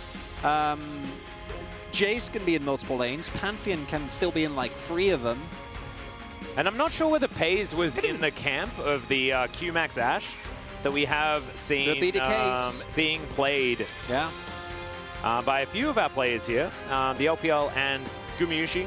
Gumayushi was playing it a little while ago, and it does mean that other players have gotten wind of it, as LeBlanc going to be taken away from Chovy. So you pick jungle here 100%, because then they still don't know, right? Unless Pantheon is jungle, and if we're scrambling, imagine if you're Hanwha here and you're like, yeah, where are these things where is it going? What is happening? Who are these players? Well, we know that, I think, at this point. Okay, so we know that it's not mid. That means it's probably support. Although, if you go back a couple of years, Chovy was spamming Vi mid over and over again. It's not Vi mid. I'm feeling at this point safe to say that it will not be Vi mid. Okay. They do need, though, a form of AP, so someone needs to go in that direction. What if they just end up like R5ing Ziggs? There's like Ziggs Ashe bot, and then Pantheon mid, and then Jace top. Wait, so we need a support, don't we? Well, we don't know, because Ashe could be support. No, I'm talking Hanwha. Oh, they do need support, yeah. So Blitzcrank being considered, okay. I feel like this does amount to a blind Blitzcrank. But it's still into an Ashe, no matter what. That is true. And Blitzcrank into Ashe has always been pretty good with her lack of ability to do dashy stuff, like a lot of AD carries do have available to them. Would like the Blitzcrank, and it is locked in here. So it will be Pan for support. Okay. Yeah. Right? Yeah. So it's Viari. And it's Delight as well. So going to be going towards something that is going to allow Peanut to dive early, in theory. I guess. Kind of fun. Yeah, I have no idea how this one is going to go. I'm very excited to see how this is going to work out, because Pantheon jungle, I know, was actually getting spammed by some junglers, I think, in the LPL as well, if I remember correctly. But Pantheon support, we have not seen in a long time. Also going to be taken out, looking which build Pace is going for, because we've seen some great builds. Oh man! Oh no! No! Don't remind. Oh, Chronicler! Don't. W Max. No. Ravenous Hydra. Oh no! So I hope it's not that. I very much hope it's not that as well. We've also seen some on-hit variants that have been experimented with. I personally love the more Kraken Slayer heavy crit builds that we've seen a lot of. And that's, I believe, what Deft started playing on the 80 carry Ashe that we quite enjoyed. But yes, anything but the Ravenous Hydra Muramana build. That is the one I dislike to no end, and I know that you're there with me on that one. And hopefully Pays doesn't let us down. I don't think he's going to let us down, right? He hasn't often, no. He's been very consistent. Curveball here for GENG. Now, I do have a lot of faith in Delight on Engagey supports. But is this the Varus answer that we've been looking for all along? Zeka also, we haven't even talked about this, but the composition from him I think is great, right? You have double solo melee lanes with Sejuani. Yeah. You have a ton of pick potential. But I'm just so thrown off by this GENG composition, Atlas, that can't wait to see what happens. Yeah, it is definitely a different look to what we saw in games 1 and 2, and we'll see whether Hammer Life Esports can utilize that to grab their first win here. Let's jump onto the Rift.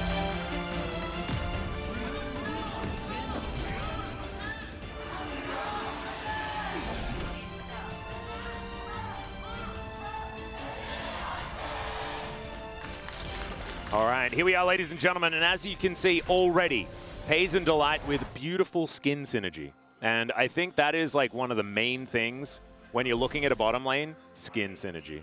It's also lethal tempo, Atlas, so you can you can rest easily, knowing that at the very least. Yeah, the first test has been passed, and we'll see whether it's flying colors or not. And now it's if we see the shield bow, that's when we're like, oh, I could have been happier. But that's fine. Already, things looking A-okay. I mean, obviously, it's going to be Gil Force.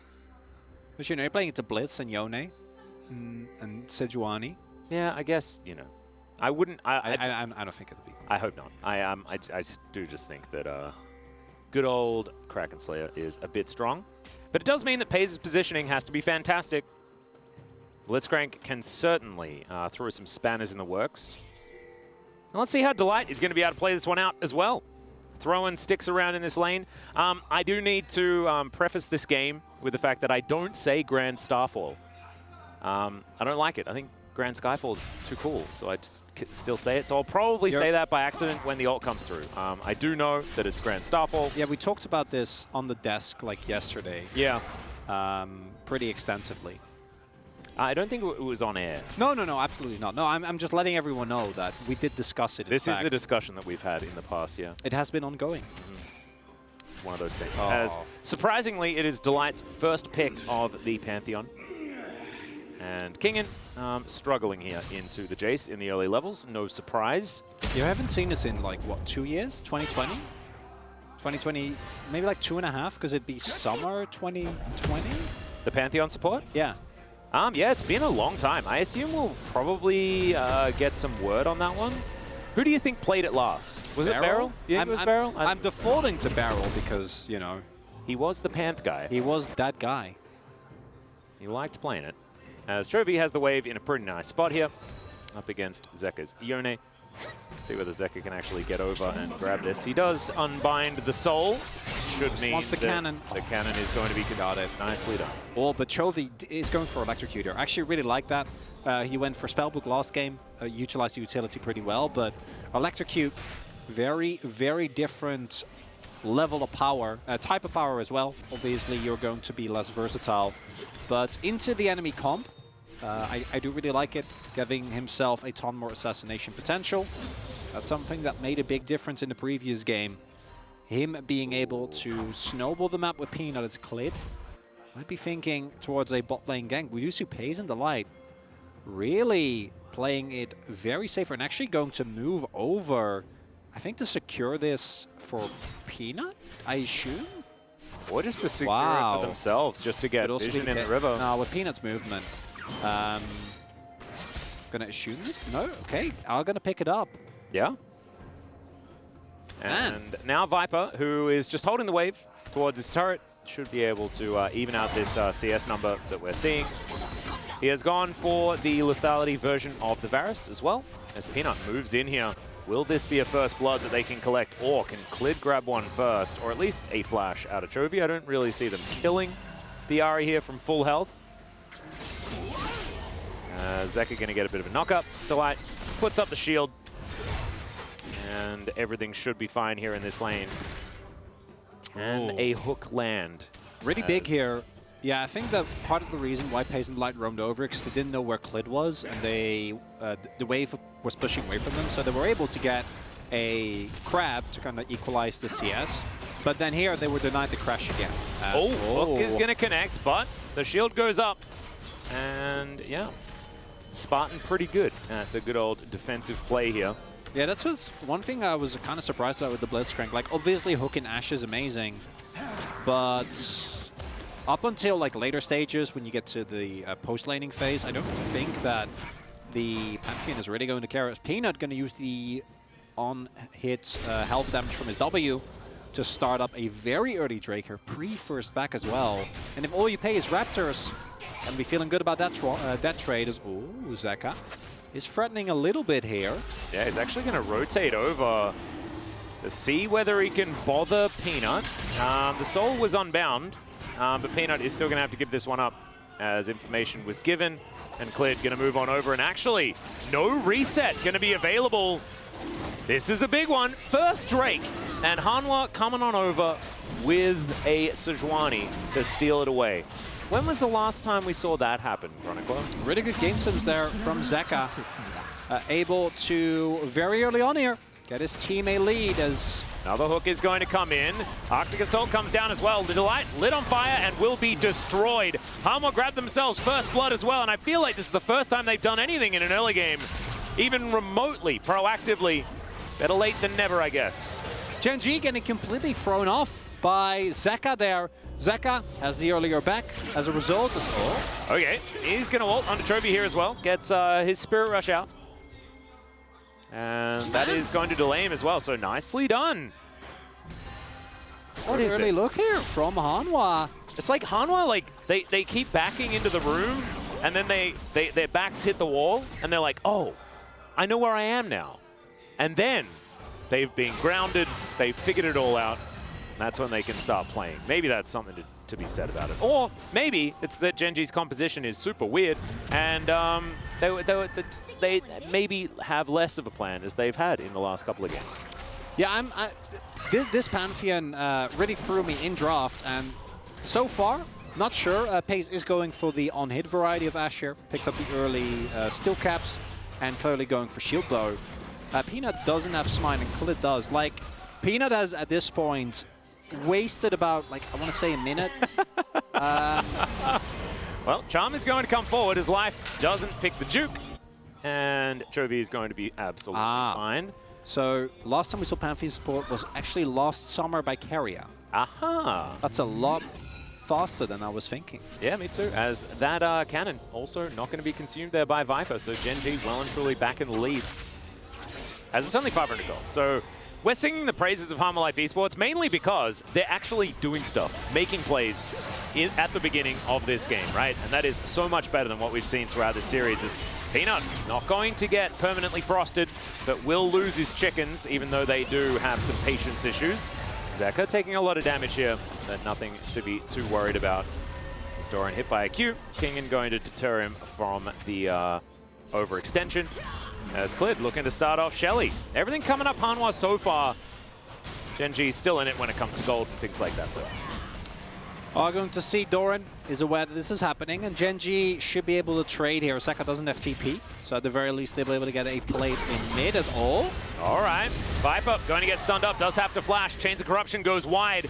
They get both Summoner spells out of this Varus in trade of just Delight's Flash and Ignite.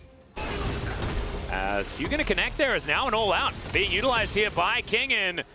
Doran going to get towards the safety of his turret, and I actually thought the Kingen was in range of that one, and if he was in range of the turret, he may have just straight up died. Doesn't actually happen, though.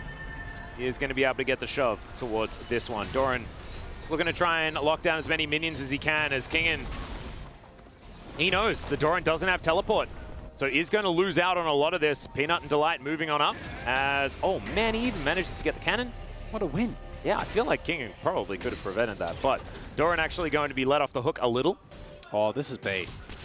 Yeah, this is, oh no, I'm Chase. I'm shoving out the wave. But King of Respect, knowing that Pantheon is on the map, has level 6, so you need to play very, very safe. And this is where we should start to see the impact, right? The light making plays across the map. And as pointed out, this is one of the things that you do run into with Varus, is that even in lethality form, you are a stationary AD carry. And, you know, even with the kill on the light lane, that even here. And gold lead is nice for Hanwha, but it's just a start. It's not enough to solidify, right, the early game to kind of make us not be worried about some of the mid-game issues that they've run into. But it's a much better look from a team that has been struggling so much in these past 2 games. Yeah, and I actually think that, like, it's been more early game issues than mid-game issues, right? Because they just haven't been able to play a mid-game. Sure. This whole series, right? It's just never really been. Oh, the light. As Grand Starfall going to come down here towards the bottom side. Pay's going to be able to lock down the kill onto Viper. Nicely played there. Not a lot of counterplay availability for the lone Varus, as life kind of left him on his own. Man, yeah. This is the problem. Once those sums are down, you can't just always sit underneath your turret, right? It just doesn't work. As, ooh, we have a multi-man roaming squad. All very strong, but Pays in the light, just peace out. And now completely fine. Might be that now Viper with his Ghost Blade might be able to walk up and claim this wave, but no, it doesn't happen. Second Drake is going to be started up here instead. I'm alive. Let's see what soul it is going to be this time. As Mount Soul. Oh, man. So, if GENG get control back of this game, they never lose it. That's what this Mount. It really works both ways. Yeah, because you have a Gorge Rinker Jace and like Pantheon building lethality, and you have an on-hit with Steel Caps Ashe and Nari, right? As yeah. Oh no, they know. As Dora. Yeah, there's the flash. All out going to come through here. Let's see whether King can get the solo kill this time around. The answer is yes, and a flash to go along with it. They trade those ones, but you'll take it if you are Hanwha Life Esports. Clid going to move on over. And now looking for the Glacial Prison. They'll find it. There's the hook as well. And another dead Pantheon. He dives towards the open arms of Viper, who gets his revenge. And still, the gold lead, not gigantic, but Hanwha now moving towards his bottom lane. They don't have HLE or anything like that to get to work on this turret, but there are Chains of Corruption. And Pay's going to take 50% of his health bar. Not being able to get a hook there is a little bit sad, but not the end of the world. They're going to look for even more plate money. And Hanwha Life accelerating this game. Doing a good job. Pace does have his ultimate. Yeah, and it does connect onto life here as well. Clid's going to move back, though, as Peanut and Pay's probably not going to be able to do enough together, as Clid, yeah, just demonstrating his love for Shaco, as you would, or Shaco, depending on how you want to pronounce it. I'm not going to have the argument right now. And this Pantheon, it got the pick on Viper, but has died the exact same way anytime Clid does visit the bot lane. It's not really working out. The individual pick potential from the GENG comp will remain strong. I also think that they have a pretty substantial range advantage with Jace, although lethality Varus at least is going to help a decent amount in that regard. And the Hanwha Life engage is really good. Zeka on a melee carry is also something that you're always going to have a ton more faith in. And might be getting a little bit worried if you're a GENG fan here, but they're still in this game, right? It's like 500 gold lead. If they can get the dragons, they will be absolutely in a swimming spot. Oh, absolutely. Yeah, no. And I think if you're a GENG fan, you're not too worried about this, right? Even if you drop this game, you have a couple of backup games. If they drop the one after this, that's when I'm thinking that, yeah, things are going to be a little bit rough. But this is still in fine territory here for the series, especially with a risky draft like this, right? And yeah, issue there, even though it feels really bad, if you don't flash the first Q, you probably die because of how long the lane is. Xanth's chasing potential is just incredible, as unsurprisingly, yeah, there's not much to say about that one. The Clid is there. He kills the light. Yeah, he did. Not a lot he can do. Thank you for the rundown. You're very welcome. Clid killed Delight. He was playing Sejuani. He hit and it landed. It was good. Even money when it comes to our plates here also, as Chovy and Delight hanging out in the bottom side. Jungle, clearing out vision up here towards the top lane as well. As plates went down, even play gold, as we were just saying. But now that turret is going to be a little bit more susceptible if King can get over there another couple of times. This next Drake fight is going to be, I think, a big decision or a big difference maker as to who we think is favors. Oh, God! In goes Delight. Yeah, unseals his fate, and Zeker is going to be able to make his way out, but that guarantees the outer turret in the mid lane. So I'm saying worth for the Pantheon. Absolutely love it. Now they're diving even further forward. Glacial Prison comes in though as Zeker. He's going to get back to his soul. Peanut survives, but at what cost? The arrow! It's going to connect. Delight is actually looking for it. What was that? Okay, never mind. Peanut is now moving towards the enemy base, and that is going to give Viper a kill. Break it down for me, Chronicler. Everything was K, and then they went for dive number 2, and then everything was not okay anymore. Yeah, not a lot to say about that one. If you have full control of the game, you can get away with plays like that. But you don't really, and now you fed Viper even more. Because I think this play already aggressive, sure. Not greatly timed because you can wait a second here and then Delight doesn't tank this full turret, but whatever, it works out. And then here, you can also just turn this into full map control and to guarantee the Drake that is about to come up. But they don't, they go in really, really hard. Peanut's unable to find the Q. Nice flash from Zaka, and then the light here is like, you're dead anyway, right? So I think that this makes sense, but even if he like W's, he dies. I don't think there's ever a kill angle there. And then this adds insult to injury because Peanut can't get away, life is there. Then Viper gets this kill, and then now it's soul point. So I think the game, with that play, looking pretty disastrous for GENG. It is. And, it is just, it's a very curious thing to do. As Pays just going to get flashed on. He's going to flash over the wall, but that is going to set up the hook because that knock-up is still going through. Winter's Wrath going to come down. The Unbound Soul is something that Zeker actually found annoying in that situation because he wanted to stay in. So the rest of GENG are going to close in. They will be able to defend their outer turret for now. But Hanwha should be able to collect HLE here, take her for a walk wherever they'd like to go, and continue their success here. Gold lead finally gets over 1,000. Like, it's not the same as the first two games. Like, GENG, they were getting gold leads sort of all over the place during those games. Life have been able to win skirmishes, and there are clear moments where they have been the leading team, but they haven't been able to convert as much gold on the map this time around. I think, you know, Doran being able to get a bunch of plates, as well as being down here collecting what looks like another turret here for GENG. It's definitely a good thing as well, but I'm looking at that soul and I'm a little bit worried here. As Life waddling towards They've been waiting Dark. really long for this. Should get the kill here. Yep, there they go. The arrow going to connect as well, as Kingan's going to flash in. All right, that is Peanut just avoiding all of the CC. Really beautifully done as Delight. He's going to go down as well, and that is a double for Viper. And yes, they were waiting there for a long time, but they did not get the reward that they were looking for.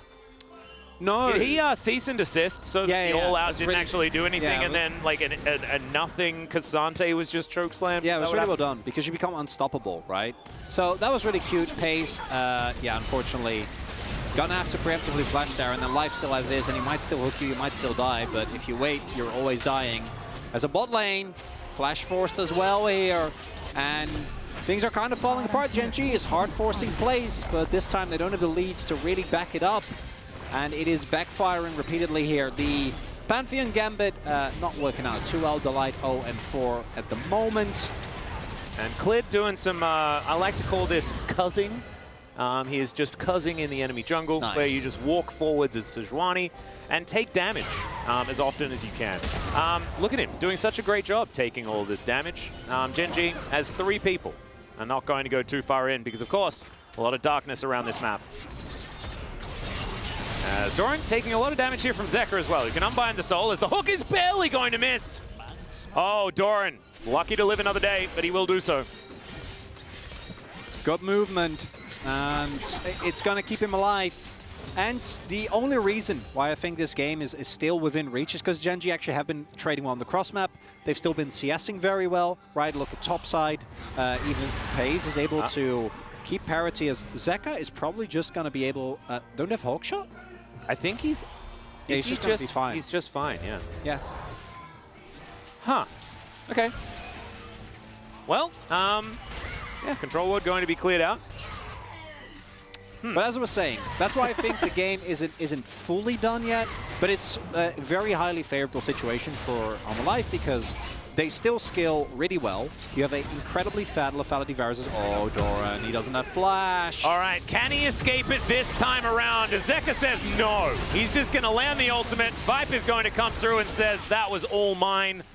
And he will collect it 7-1 and 0. Can they Nash?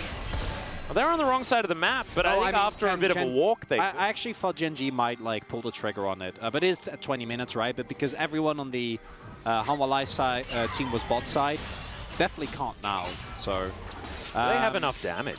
Yeah, I don't know. I don't think they do, which is probably also why they didn't.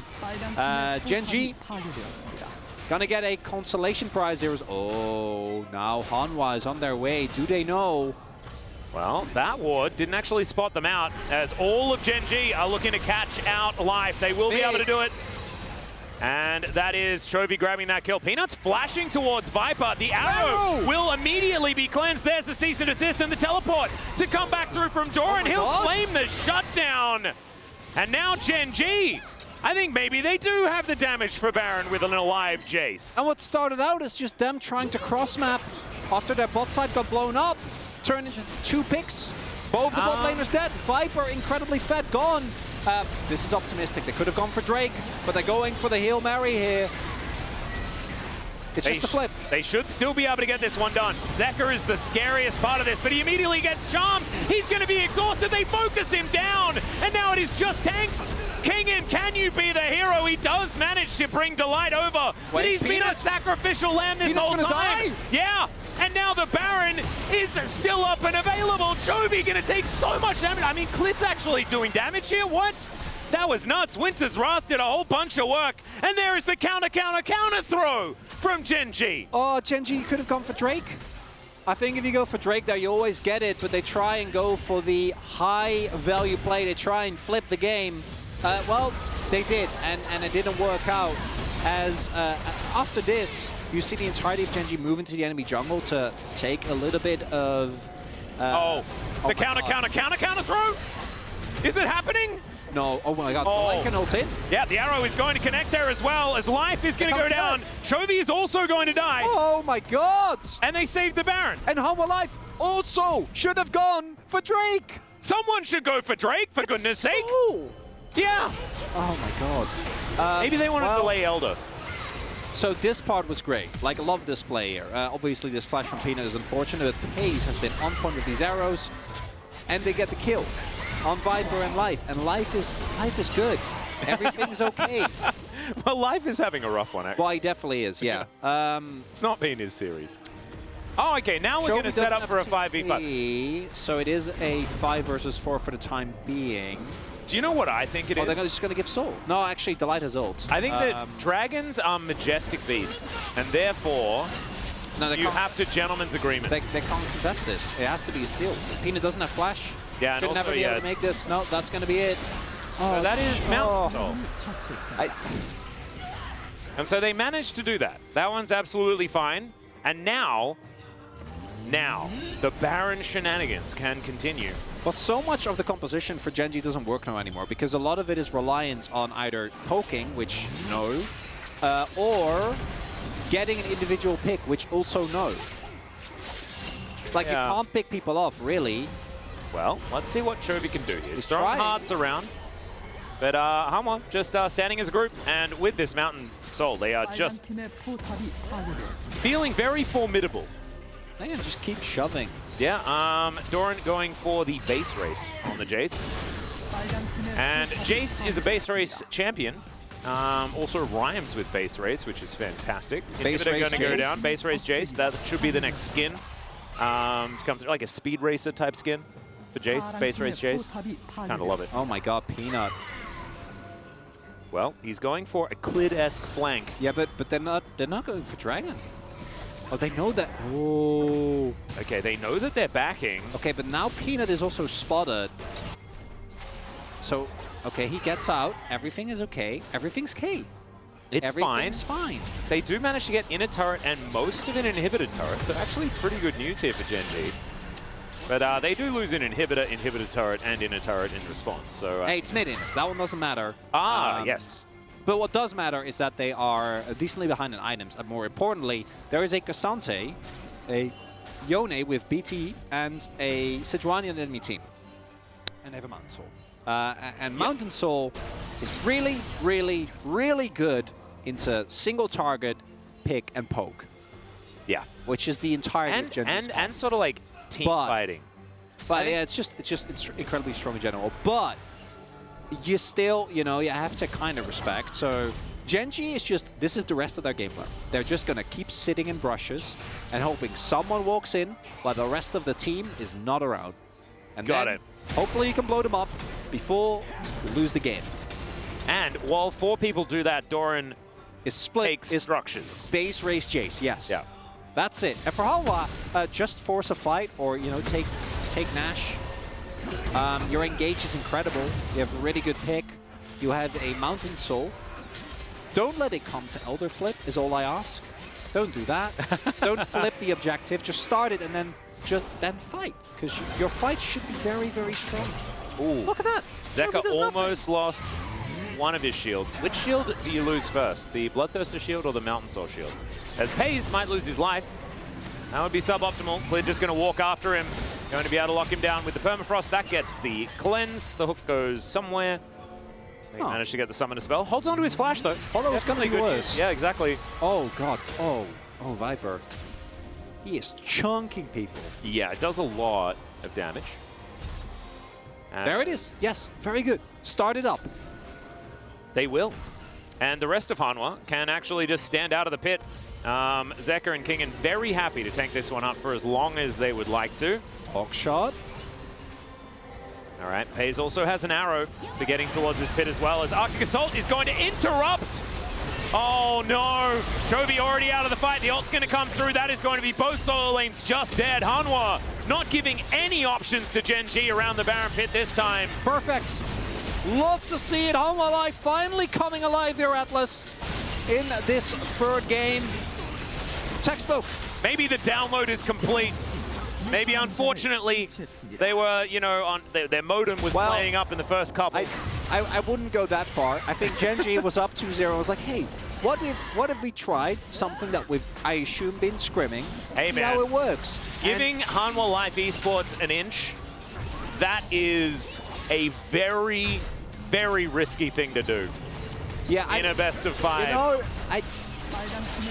I somewhat agree, but I also think that if you're a GENG fan, I wouldn't get worried until we hear the doo-doo-doos in the back. Okay, up until that point, I think Home Alive have a really good game here. And the biggest difference maker to me, obviously, is Clid and Zeka. Right? Zeka actually getting early impact on the map, but most notably Clid. Snowballed his bot lane. Got early dragons, got the early objectives. And that has been where I think also one of the biggest gaps has been. Peanut has been running this series. Now he's running away from Zeka. No, he's not. Sorry, he's in the death chamber. He's running. Oh, Chovy, you can't go Banshees here, man. They have Mountain. He's focusing on the horizon. Okay. And Zeka is focusing on killing these minions.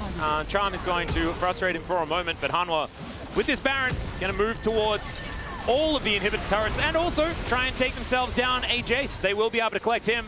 And that should mean that this bottom inhibitor is also going to fall. It's not the worst inhibitors if you're looking to set up around an Elder and you're the enemy team. But the game may just be over.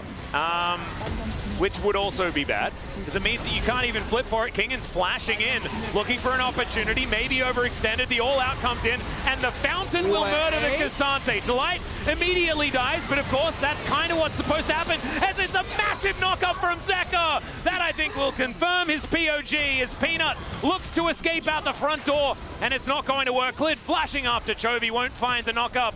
And this is going to be the end of the game. Hanwha Life Esports come back alive in the series to bring us to at least a a fourth game. If there's silver scrapes, I agree with Chronicle. I think that's when you get really worried if you're a GENG fan. But this should have been done and dusted. Well done here by Hanwha Life Esports. Finally, we see glimpses of the team that was able to win in the previous round of playoffs. And I gotta say, it comes down to, yeah, great performance from Kingen as well on this Cassante. Very, very consistent. We know how good this player can be on tanks.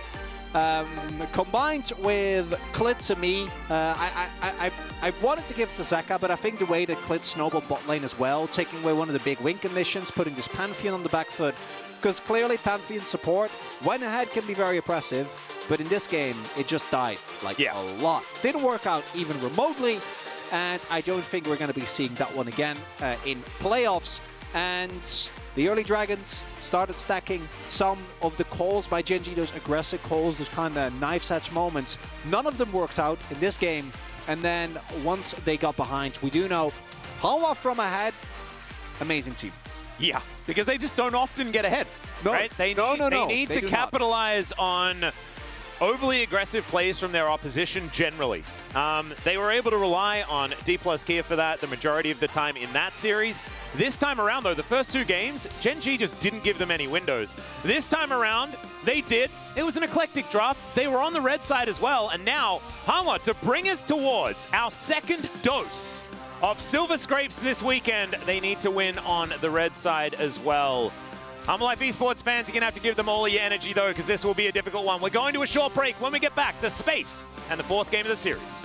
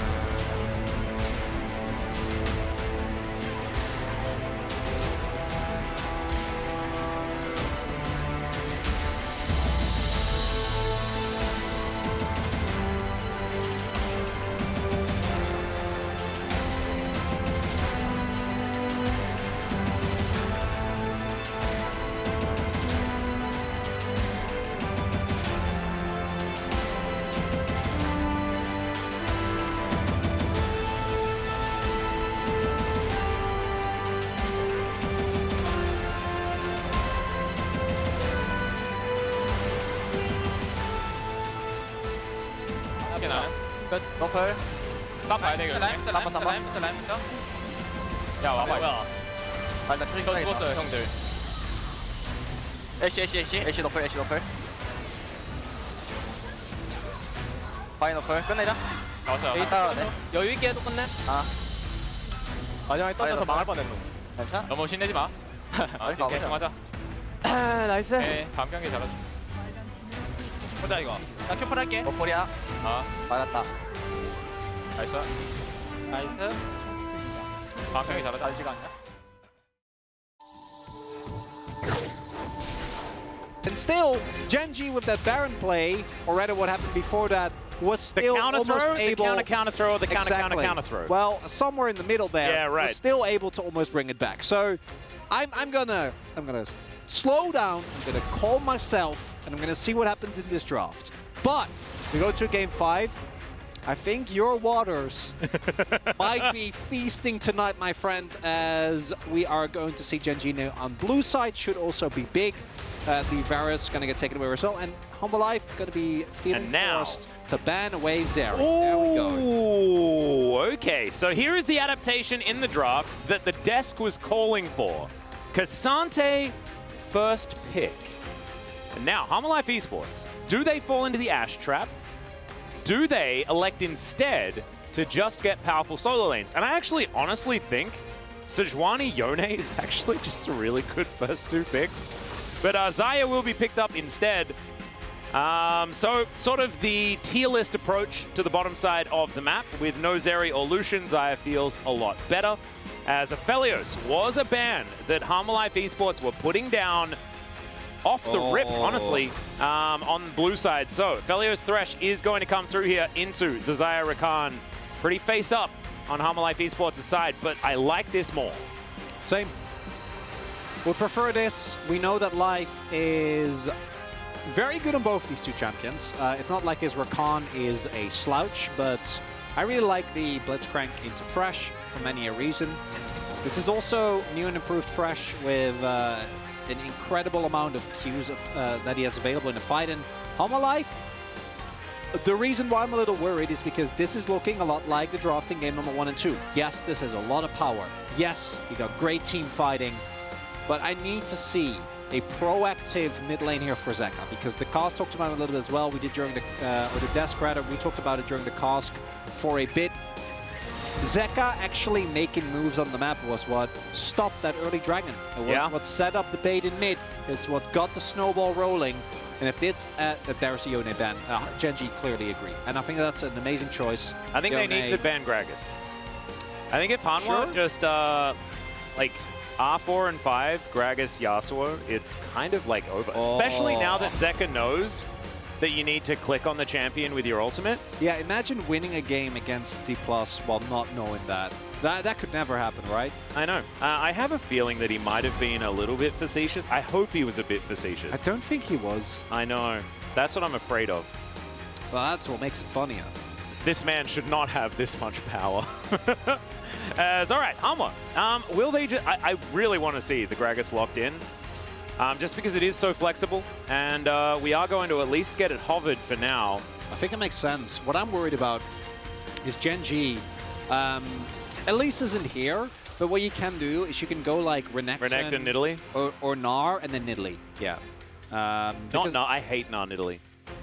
Gnar Nidalee makes me very upset. Well, I don't know what to tell you. I might be what ends up happening here, because I do think the Renekton has a much worse matchup into the Gragas specifically, and you don't know where it's going to go. True. GENG, though, not going to do either of those things. Is it just going to be Vi Ahri again? Vi Lissandra again? They could just go the K-Sandra.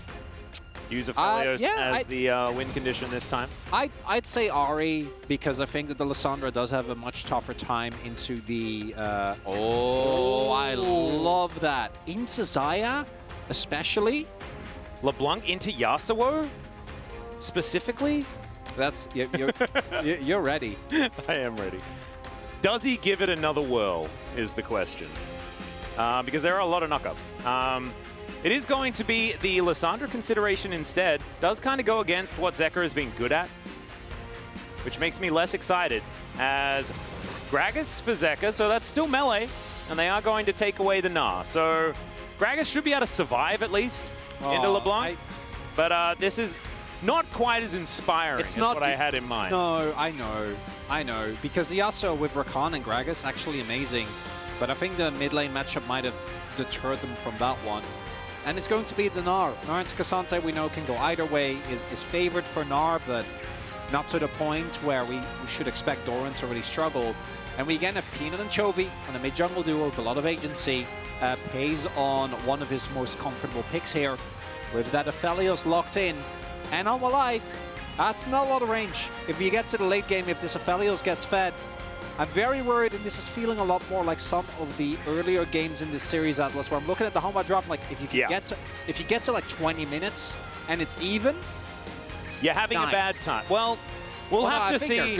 We'll have to see how it goes, because I honestly feel like GENG do have a lot of ways to deal with Rakan engage, which I think is a lot of what they're going to be relying on. And Life's Rakan has looked not super the best. Which is so weird. I know. Because he's been so good in the champion. I mean, his, like, the ruler Life, like Kai'Sa Rakan back in the day, like Kalista Rakan. Man, he's been very, very good at the champion in the past. And now he's going to have to bring it out here in game number 4. Backs are indeed against the wall. They are orientated in the space that they are in. But that's where Hanwha likes That's what I'm saying, right? So they've been backing. They're like, oh, found the wall. We've got some stability. And now we're looking to move forward. They have taken that first step. We'll see whether they can take the rest of them here and move us towards Silver Scrapes. Let's get on to the Rift for game number 4.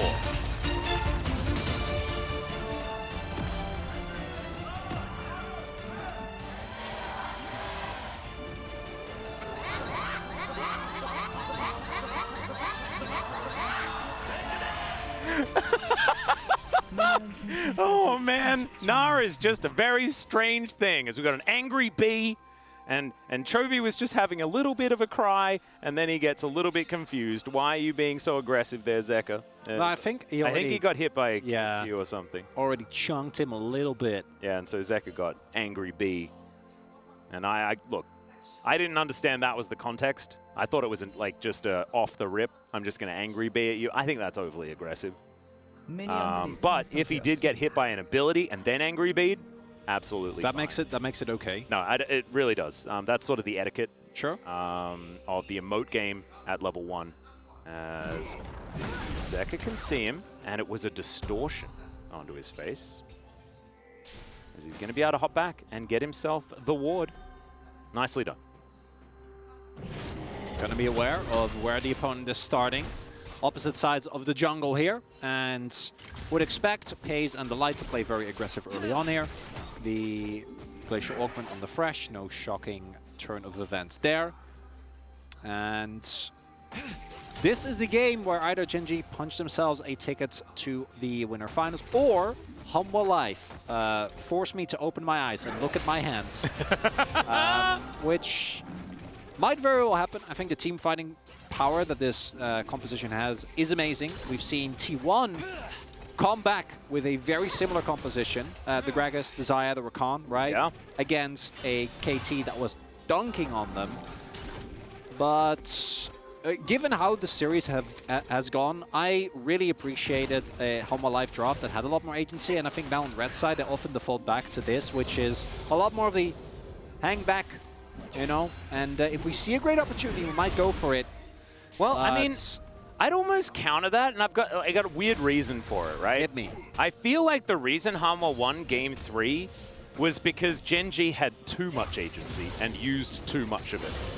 And Hanwha have been a team that have just played to counteract enemy mistakes, and GENG had too many opportunities to make mistakes with the draft that they had. Yeah.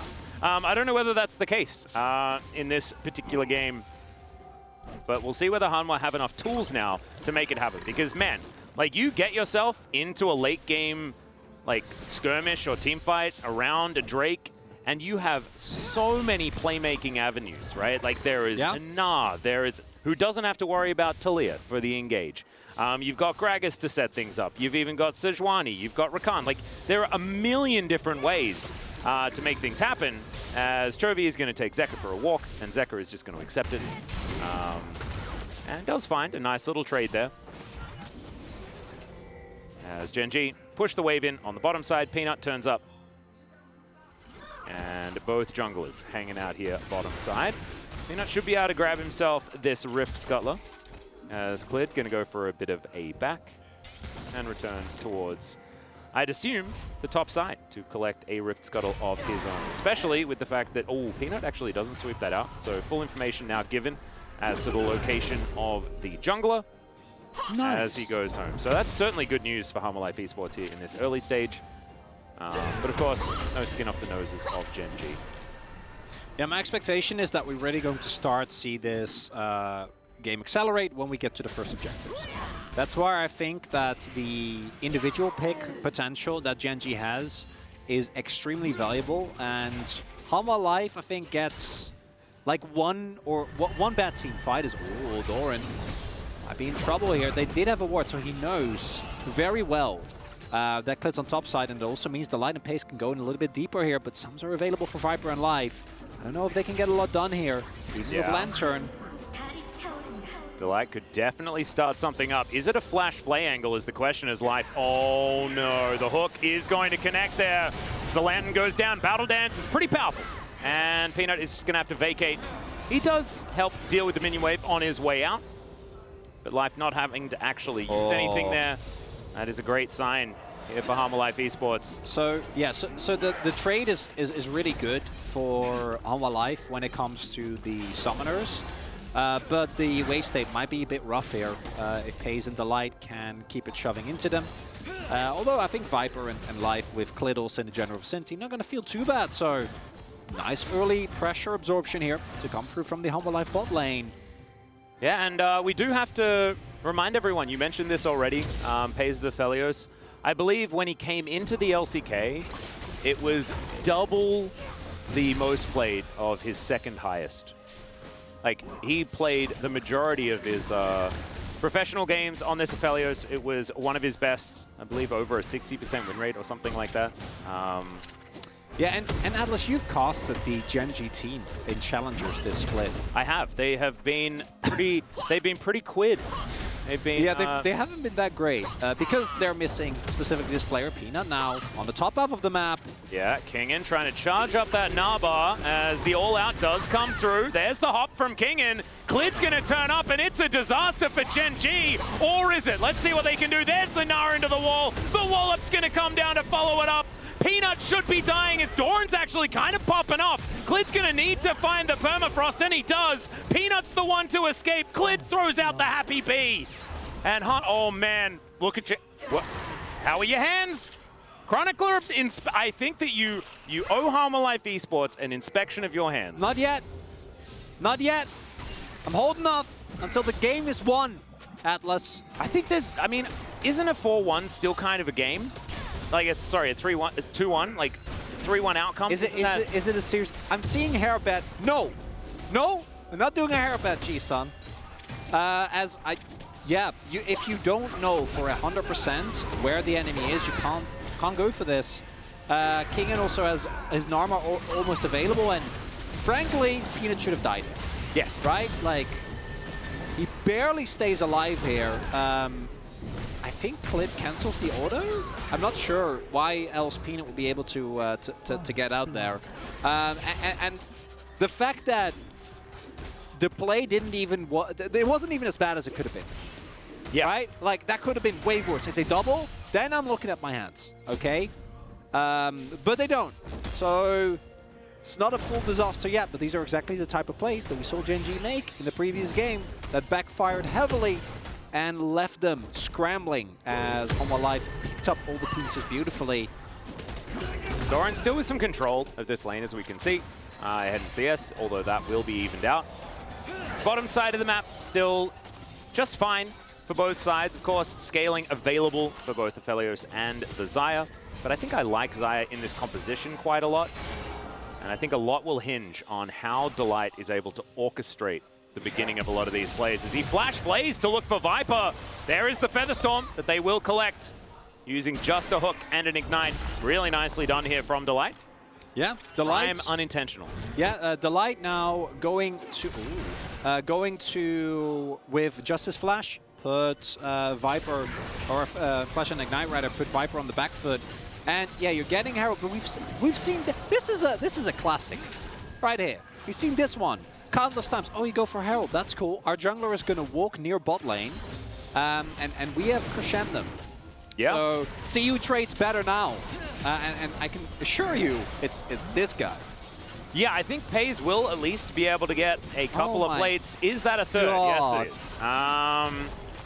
That's insane. That's a full wave denied as well, and they do need to get Drake though, and they need to not lose the ensuing fight. But like, you get an early Ocean, and you get 3 plates on your Aphelios, who, by the way, if he is going down to like one minion on a call again, I will lose it. Well, there are 14 left before he gets that. He's going to get 5 from this wave. It's going to have to be it's going to be 6. Oh, and I think the next wave is a cannon. Dun, dun, dun. Oh, it's not. Okay. Okay, so it's going to be 2. That's fine. I can handle that. Well, Chovy going to mimic a distortion here and throw a chain towards Zeka. Doesn't actually manage to get the root, but it's fine. Zeka is just living his best life as a good old Gragas. And he's only down a wave. Should be A-okay. Catalyst should be coming in relatively soon as well. And that's where, you know, your life gets a whole lot better. And as far as gold is concerned, you know, we're talking about Aphelios getting a bunch of plates there towards the bottom side. Fantastic for GENG. But I think in an even game state, Almar is still feeling absolutely peachy. And the way that GENG won in the first 2 games was severe snowball. It was not letting Harmer Life Esports actually have any ability to play the game in the mid-game. And this might be a way to make that one work, as Viper immediately going to have to cleanse. There is the Lantern. Hook is going to connect, and it's on to Viper. Okay, Life, can you actually find it is the question. Oh, the overstep from Pays perhaps, but no, he flashes, gets himself out of this one, and Harmer Life Esports, they keep there. Viper alive.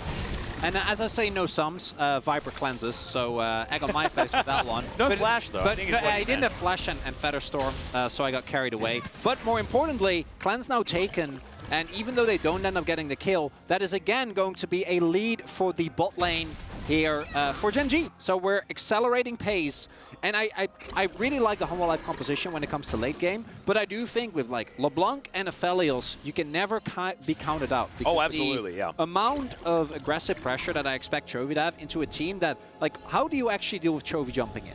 It's tough as, oh no. Just going to wander into a hook here.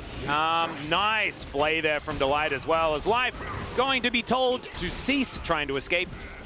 And he will, as that is the Life that we saw first couple of games. A little bit unfortunate there.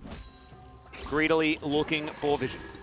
Oh, and that was a really nice layering as well, because Life had flash, so they made sure that Peanut was like holding his ultimate so that even if Life would flash, he would follow him, save that till the very end. And with Life that, guess what? Yeah, it's the full turret that will be taken here. Pays a gigantic advantage, as that is 4th turret collected. Let's have a look at this. Look at how relaxed he is as well. And then gets to cancel the grand entrance. Really clean. Very well done. And we haven't seen Herald used yet. Doran backing here. Oh my god, he's just going to be fine. Okay. Huh. He will be fine. His turret may be less fine. We'll just see whether HLE is going to be able to give Viper some money. She will. Lane swap's answer. Kill force done now for Pace. It's a really big spike here for the Aphelios. Yeah, I think it's very important that Viper was able to actually get that money, though. Might help him stay somewhat relevant in this game, even if it is a difficult ask already. Without that, would have been almost impossible. As we look towards our next fight, 1.5 minutes on the Cloud Drake, and that is Gale Force done. I believe very nice. You were talking about. I was. Thank you. You're welcome. You always know what I'm thinking, Atlas. Well, I think that, yeah. Yep. Yeah, I do. I'm thinking that you just want to look at your hands, but you won't because you're stubborn. I wouldn't say I'm stubborn. Are you being a bit stubborn about that? Well, I'm being a bit stubborn about it right now, but I feel like that doesn't apply to me as an individual. That's what a stubborn person would say, just so you know. Oh yeah, I walked right into that one. As Pace is going to get a bunch more plates. Man, do it again. He's just on a diet of plates only. When he does his grocery shopping, he goes to IKEA, man. That's what happens. He just eats all the plates. All the plates. Or maybe there's a large array of plates there. That's why he's so fed. You know, normal people, they see their food and then they eat it, but then he also eats the plate. He's on like the porcelain diet. Yeah. I like that one. Look at the gold. No, it's absurd. And he's 0-0-0. It's all money from structures. They're also going to be able to get first turret blood here, so that money is going to go up even further. And GENG, that is the entirety of their gold lead, and it's a considerable one now. It was Hanwha making plays in the early game, but now, utilizing this Aphelios this effectively, they've just got so much money. And yeah, 1,600 gold. Look, it's 1,000 on Pace. No, it's insane. And he's ahead in farm as well, as they've just been walking them around. This just makes me disappointed that he's not better at Ziggs, because I feel like it would be perfect for him. You know, he's running from turret to turret, getting plates. And now we do have the... Oh, Peanuts in the pit. Yeah, he's going to have to flash to get out of the pit. Oh, Delight. Yeah, Hook is going to connect. Not a lot to get from it, as Peanuts back in once again. All right, that's a flash forward. Don't know about that one. Cease and desist comes through as Peanut will go down. And now the Lantern can be taken by Doran. Chovy dives on in, trying to get some poke damage down as we even out the Dragons. Oh, Orcs, what have you done?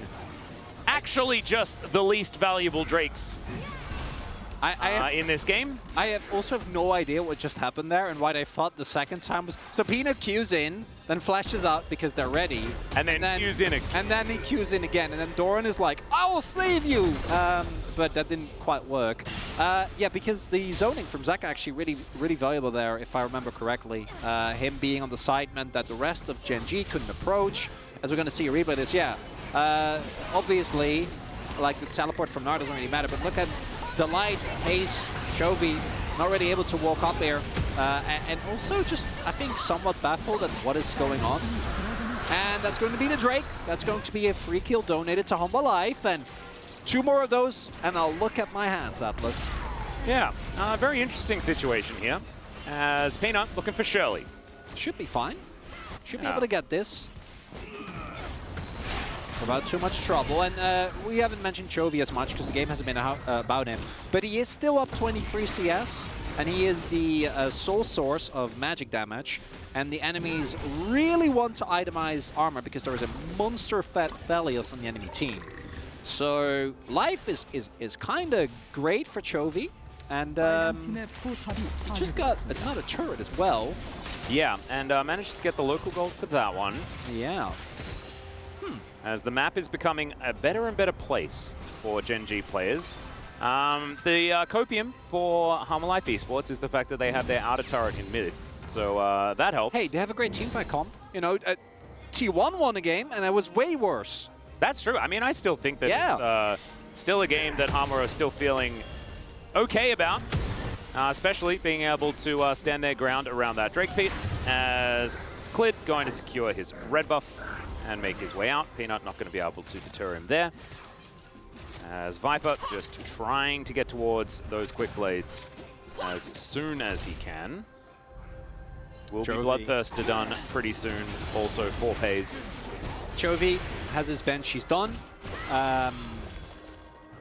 I would have loved the Shadow Flame, like I said. I think that right now you're in a position where you're able to do so much effective damage. But looking at the enemy team, there are not a lot of squishy targets, right? It's even Zeka is actually fairly beefy as Clid and Kingan. All right, they're looking for it. Glacial Prison comes down. The grand entrance going to be flayed very nicely, and the hook comes through, but the wallop is going to connect onto Peanut. And there's not a whole lot that GENG can do about it. Great pick from Hanwha, who found another one here in this mid-game despite the gold deficit. And that's big, but at the same time, they did invest 2 flashes to kill. Well, if they get Doran as well for free, then it's a great trade. Well, it might be for a few boomerangs, as Doran is going to get hypered once again. There's a flash forward from Clid, as they get a teleport, as Zeka is coming into the mid lane, as they know what they want. And it's not Zeka to be hooked, as Cask comes on through, and Zeka is dead. Pays is going to be able to lock that one down, as Viper starting to pop off in the fight as well. Collects himself 1 kill, but now has to try and navigate 4 people. It's not going to work out, as Clid is also going to go down, and GENG fighting around Pays, looking so much better. Oh, Viper is trying so hard, man! But it's not happening. Chovy there, together with Pays, doing an expert job, and Zeka. Oh, well, if you're hard-forcing a play, trying to kill Cassandra on bot side with your Gnar and your Sejuani, you can't also go in for the TP there. And this is going to be rough, right? It starts off so good. And actually, Humble Life kind of falling in the same trap that their opponents did. Because I think this is a heavy investment, but this, if you're able to get temp off this, if you're able to get a mid lane turret off this, power to you, right? There's no Drake, but this investment can be worth it. But then here, the hook from the light hits. Pays does a great sidestep here, then flashes the grand entrance, and then this is where like, oh, Viper maybe, but crucially Pays is fine. Clid can't find him, and Doran promptly responds with a teleport of his own. And then, yeah, Aphelios didn't get killed, so he can just kite back. Chovy, meanwhile, is doing a ton of damage as well. And that might be it. And I can look at my hands now because I don't think there's anything on there, Atlas. Well, I think there's still definitely a game on there, mate. But Humble Life Esports, they certainly struggled in that moment, and losing this outer turret, absolutely huge as well. Shirley going to come down, and Peanut will be able to collect their first Tenacious Dragon, which abbreviates to Tenacious D, as you guys know. And Shirley will be taken down. So, Hanwha, back to the drawing board a little bit here, and we'll see whether they can find the team fights that looked good from before, or whether GENG, behind Delight, whose Thresh has just been extraordinary today. Oh, yeah. Really has been. Yeah, it's been very, very good. Such a cool story as well, right? Obviously, Delight coming from way back when he was still known as Crescent, played for GENG with Pace, most notably. Those guys have a history together. And then on Brion, like always being good, but he was never the main point of that team. So many characters on that one, obviously. Yeah. And him and Pace coming in and like following up as Doran. Okay, let's see how this one's got. That Moonlight Vigil was optimistic at best. Yeah. Better players have longer range on their abilities, and Pace, I think, thought that he'd got to the next level, but wasn't quite there yet. I think that's how it goes. Nope, did not work out. GENG is gonna not be able to get anything, or not even anything invested there from Viper and Live. They're both completely fine. It's a big team fight ultimate gone now. And I'm looking at Chovy's third item because, as mentioned, I do think itemizing Amara is very hard for the opposing team. And he is already very fed. Yeah, I think Deathcap into Void Staff is still probably fine. Look at that big ward. They know this is happening. And is it Crescendum next here for Pace? Because that would mean that this Baron will just explode. Does have a bit of, yeah, a lot of ammo to get through. And so it looks like the Baron is not going to be flipped. I'd recommend that, as flipping the game at this stage is probably not what you want. Quick Blades going to just be completed here by Viper. Zeka not going to get hit by the chains. That is very, very helpful. But you can see this side lane being controlled by Chovy, putting that pressure on King and trying to do the same thing here towards the bottom lane. Does have his Black Cleaver and Trinity Force both done. Still gives me the heebie-jeebies looking at Black Cleaver and Trinity Force together. Why? Because it used to be redundant. Yeah, that's fair. It's just something inside of you. Yeah. No. And I know it's not the same anymore. But double Pahage, you know, used to make me very sad. Anyway, it's a bit of an aside. I think I've spoken about that too much. Nothing. That's like a grandpa, just it's time to go to bed type situation. Yeah. Nothing that really resonates with me like the triple lifeline. Immediately for that. Oh, good stuff. And Pace going for Lord Dom's third here. I'm also, if I remember correctly, both of these AD carries did in fact go cut down, which is nice. Hey. Yeah, because there's a lot of health and a lot of tankiness on the enemy team, as GENG is just going to get an inner. Well, they're going to look for it. They might also get a king in, as they don't, but they do get the inner, like you were talking about. Zeka going to complete his Seraph's Embrace, but that means that he's not here to help defend. Peanut looking to move back towards the Baron once again. And I actually kind of like that. If you've got a split pushing Cassante, bring someone over that can do damage when you get to the turret. That can help him actually take it down. Yeah. Peanut's just going in. Yeah, he's just walking towards them. Chovy going to come on over as well. Make sure that this inner turret goes down also. And Kingen looking for that flank angle, but he's just going to call it. Move towards that top side to try and answer the minion wave. And GENG collect themselves so much map control and then move back towards the Baron and to Fog of War, as that minion auto attack just continuing forever. And if we get to like Supreme late game, I think the Humble Life composition can always get it done. We know Viper with an AD carry with as much team fighting power as this is incredible. But I think they're going to lose the game because on this spike. Because right now we have Cleaver for Peanut, who isn't the main point, but at least he gets a second item. Has had a rough game here. But most notably Chovy, I don't know how much gold he's sitting on, but he's been sitting on these double rods for a fair amount of time. And if he's 16 and he has Rabas, while Pays also just finished his Lord Doms, that's a big spike. That's, yeah, I don't think he gets a fight for Nash. He is very far off of 16, so I don't think he'll hit that. But even just getting Deathcap will be humongous here. And also they're kind of bleeding Humble Life Esports out of any resources right now. It's LeBlanc with Banshees, right? It's so hard to collapse on the trying though. Yeah, and Clid throwing an ultimate to Narnia is not really going to get it done. Cease and desist coming through here as Gragas trying to keep himself alive, as Pays just going to destroy him. Kingen not going to offer too much back there as we get a zoom, optimistic zoom there from Jonas Strong, but we still get a zoom anyway, as the hook is going to go moderately wide.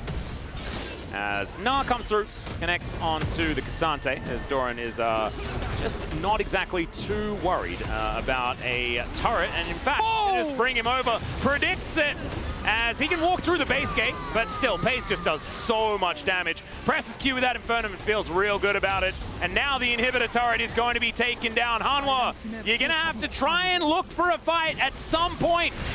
And needs to be while you have players that are alive. I think we just saw why Hanwha Life was permabanning Aphelios. It wasn't actually about pace. It was about making sure that the light doesn't play fresh. Because, yeah. My God, man. What a masterclass here from the GENG bot lane. No one tell GENG that you can also play Jinx Thresh and it's fine. Hey, it's not the same, Atlas. It's I not as like powerful. As Zeka, here in this mid lane, clearing out waves, they will be able to take GENG's ready for this. Soul Point. And Hanwha, last-ditch effort. Move on over to the Baron. And if they can establish themselves, there is a possibility something could happen, but this is a haymaker. It's a Hail Mary. All or nothing here. Yeah, Chovy still has that Banshees as Moonlight Vigil connects. Are they tanking up? Pace just dives forward. He's burning down, and Viper will secure the kill. It's a zoning Gnar ultimate, and Viper is now dead. Great knockups are going to come in, but Chovy is still alive, and no one is touching him. He can just do whatever he wants. Life is hiding as best he can. It's a horror movie for this Rakan as Chovy is just walking past him. He'll connect the chains, and goodbye Life. He says, oh, I missed you, buddy, from last year, but I'm sorry, I'm going to have to put you in the death chamber for a while I win this game. And that is going to be it here. GENG, yeah, they dropped game number 3, but game number 4, back to your regularly scheduled programming. Completely decimating Hanwha Life here in this final game, Atlas. Obliteration once again, and this time it was back to how they won the first 2 games, and that was with a better game plan. As Viper going to be taken out, he does take Delight with him, and this is not the end for Hanwha Life Esports. They will be now down in the lower bracket to face off against KT next week. And maybe that is where we will see the Hanwha Life we saw in the series against D+. But today, GENG, it took a Pantheon support for them to lose, and it wasn't Hanwha's. Really incredibly well performed here. I think this final game in particular really solidifying kind of the overall tale of this series. It's a Delight, it's a Pace, who gets so much resources from the rest of the team. And no, then they didn't. They got them from Hanwha Life Esports as turrets. That's where they got the resources. Yeah, you know what? Fair enough. Man. Doran is just, yeah. It's just there. I had a good time. You guys aren't thinking about the dive from earlier on or anything like that. It's fine. Everything going A-OK. And GENG booking themselves a summer final rematch against T1 in the winners final. That is going to be a very interesting one, mainly based on what we saw from this series. And that was very well executed clean play from GENG and game plans that looked extremely well practiced. And if they can actually make those work against a T1 that went to 5 games against KT in what was chaotic at best, right? If they can play to their game during that series, I'll be very, very impressed. And it will mean, man, whoever wins that series goes to MSI. That is going to be an incredible series. I'm just, you know, I've been following Pace for the last year, and if you told me that this was the performance he'd have in his first LCK Best of 5, man, I'd be surprised. They're looking good. Doran, also a player that I think deserves a lot of credit. Yeah, that early dive wasn't great, but the consistency that he brings, and even though we saw some glimpses of the Doran of old, right, who went for plays that he shouldn't have gone for, I think still is a big part of what makes his roster work. Peanut doing kind of the opposite of scaling in this series. Both his game 3 and 4 were not necessarily amazing, but he got the early leads, obviously having an incredible game as well when Chovy was on the Lissandra. And Chovy is another example. Like, there's so many things to talk about with GENG because we didn't talk about him that much this game, but he was also, I'm sure when we see the damage charts, he's going to be very high up because the consistent amount of harass that he was able to find was very, very impressive. And I think this was the game-losing play. Yep, I agree. This was where Hanwha sort of ran out of the control that they had in that moment. They were very slightly hanging onto the edge, and this is where they kind of fell down. The double kill on top of the like billions of plates that Pays was eating around the map really did spell the end. Not out of it just yet. Another opportunity for Hanwha. The GENG, they are through to that winners final with so many opportunities to head towards Jamshil for the final of spring this year and be one of the teams to go to MSI. Still, no one confirmed just yet.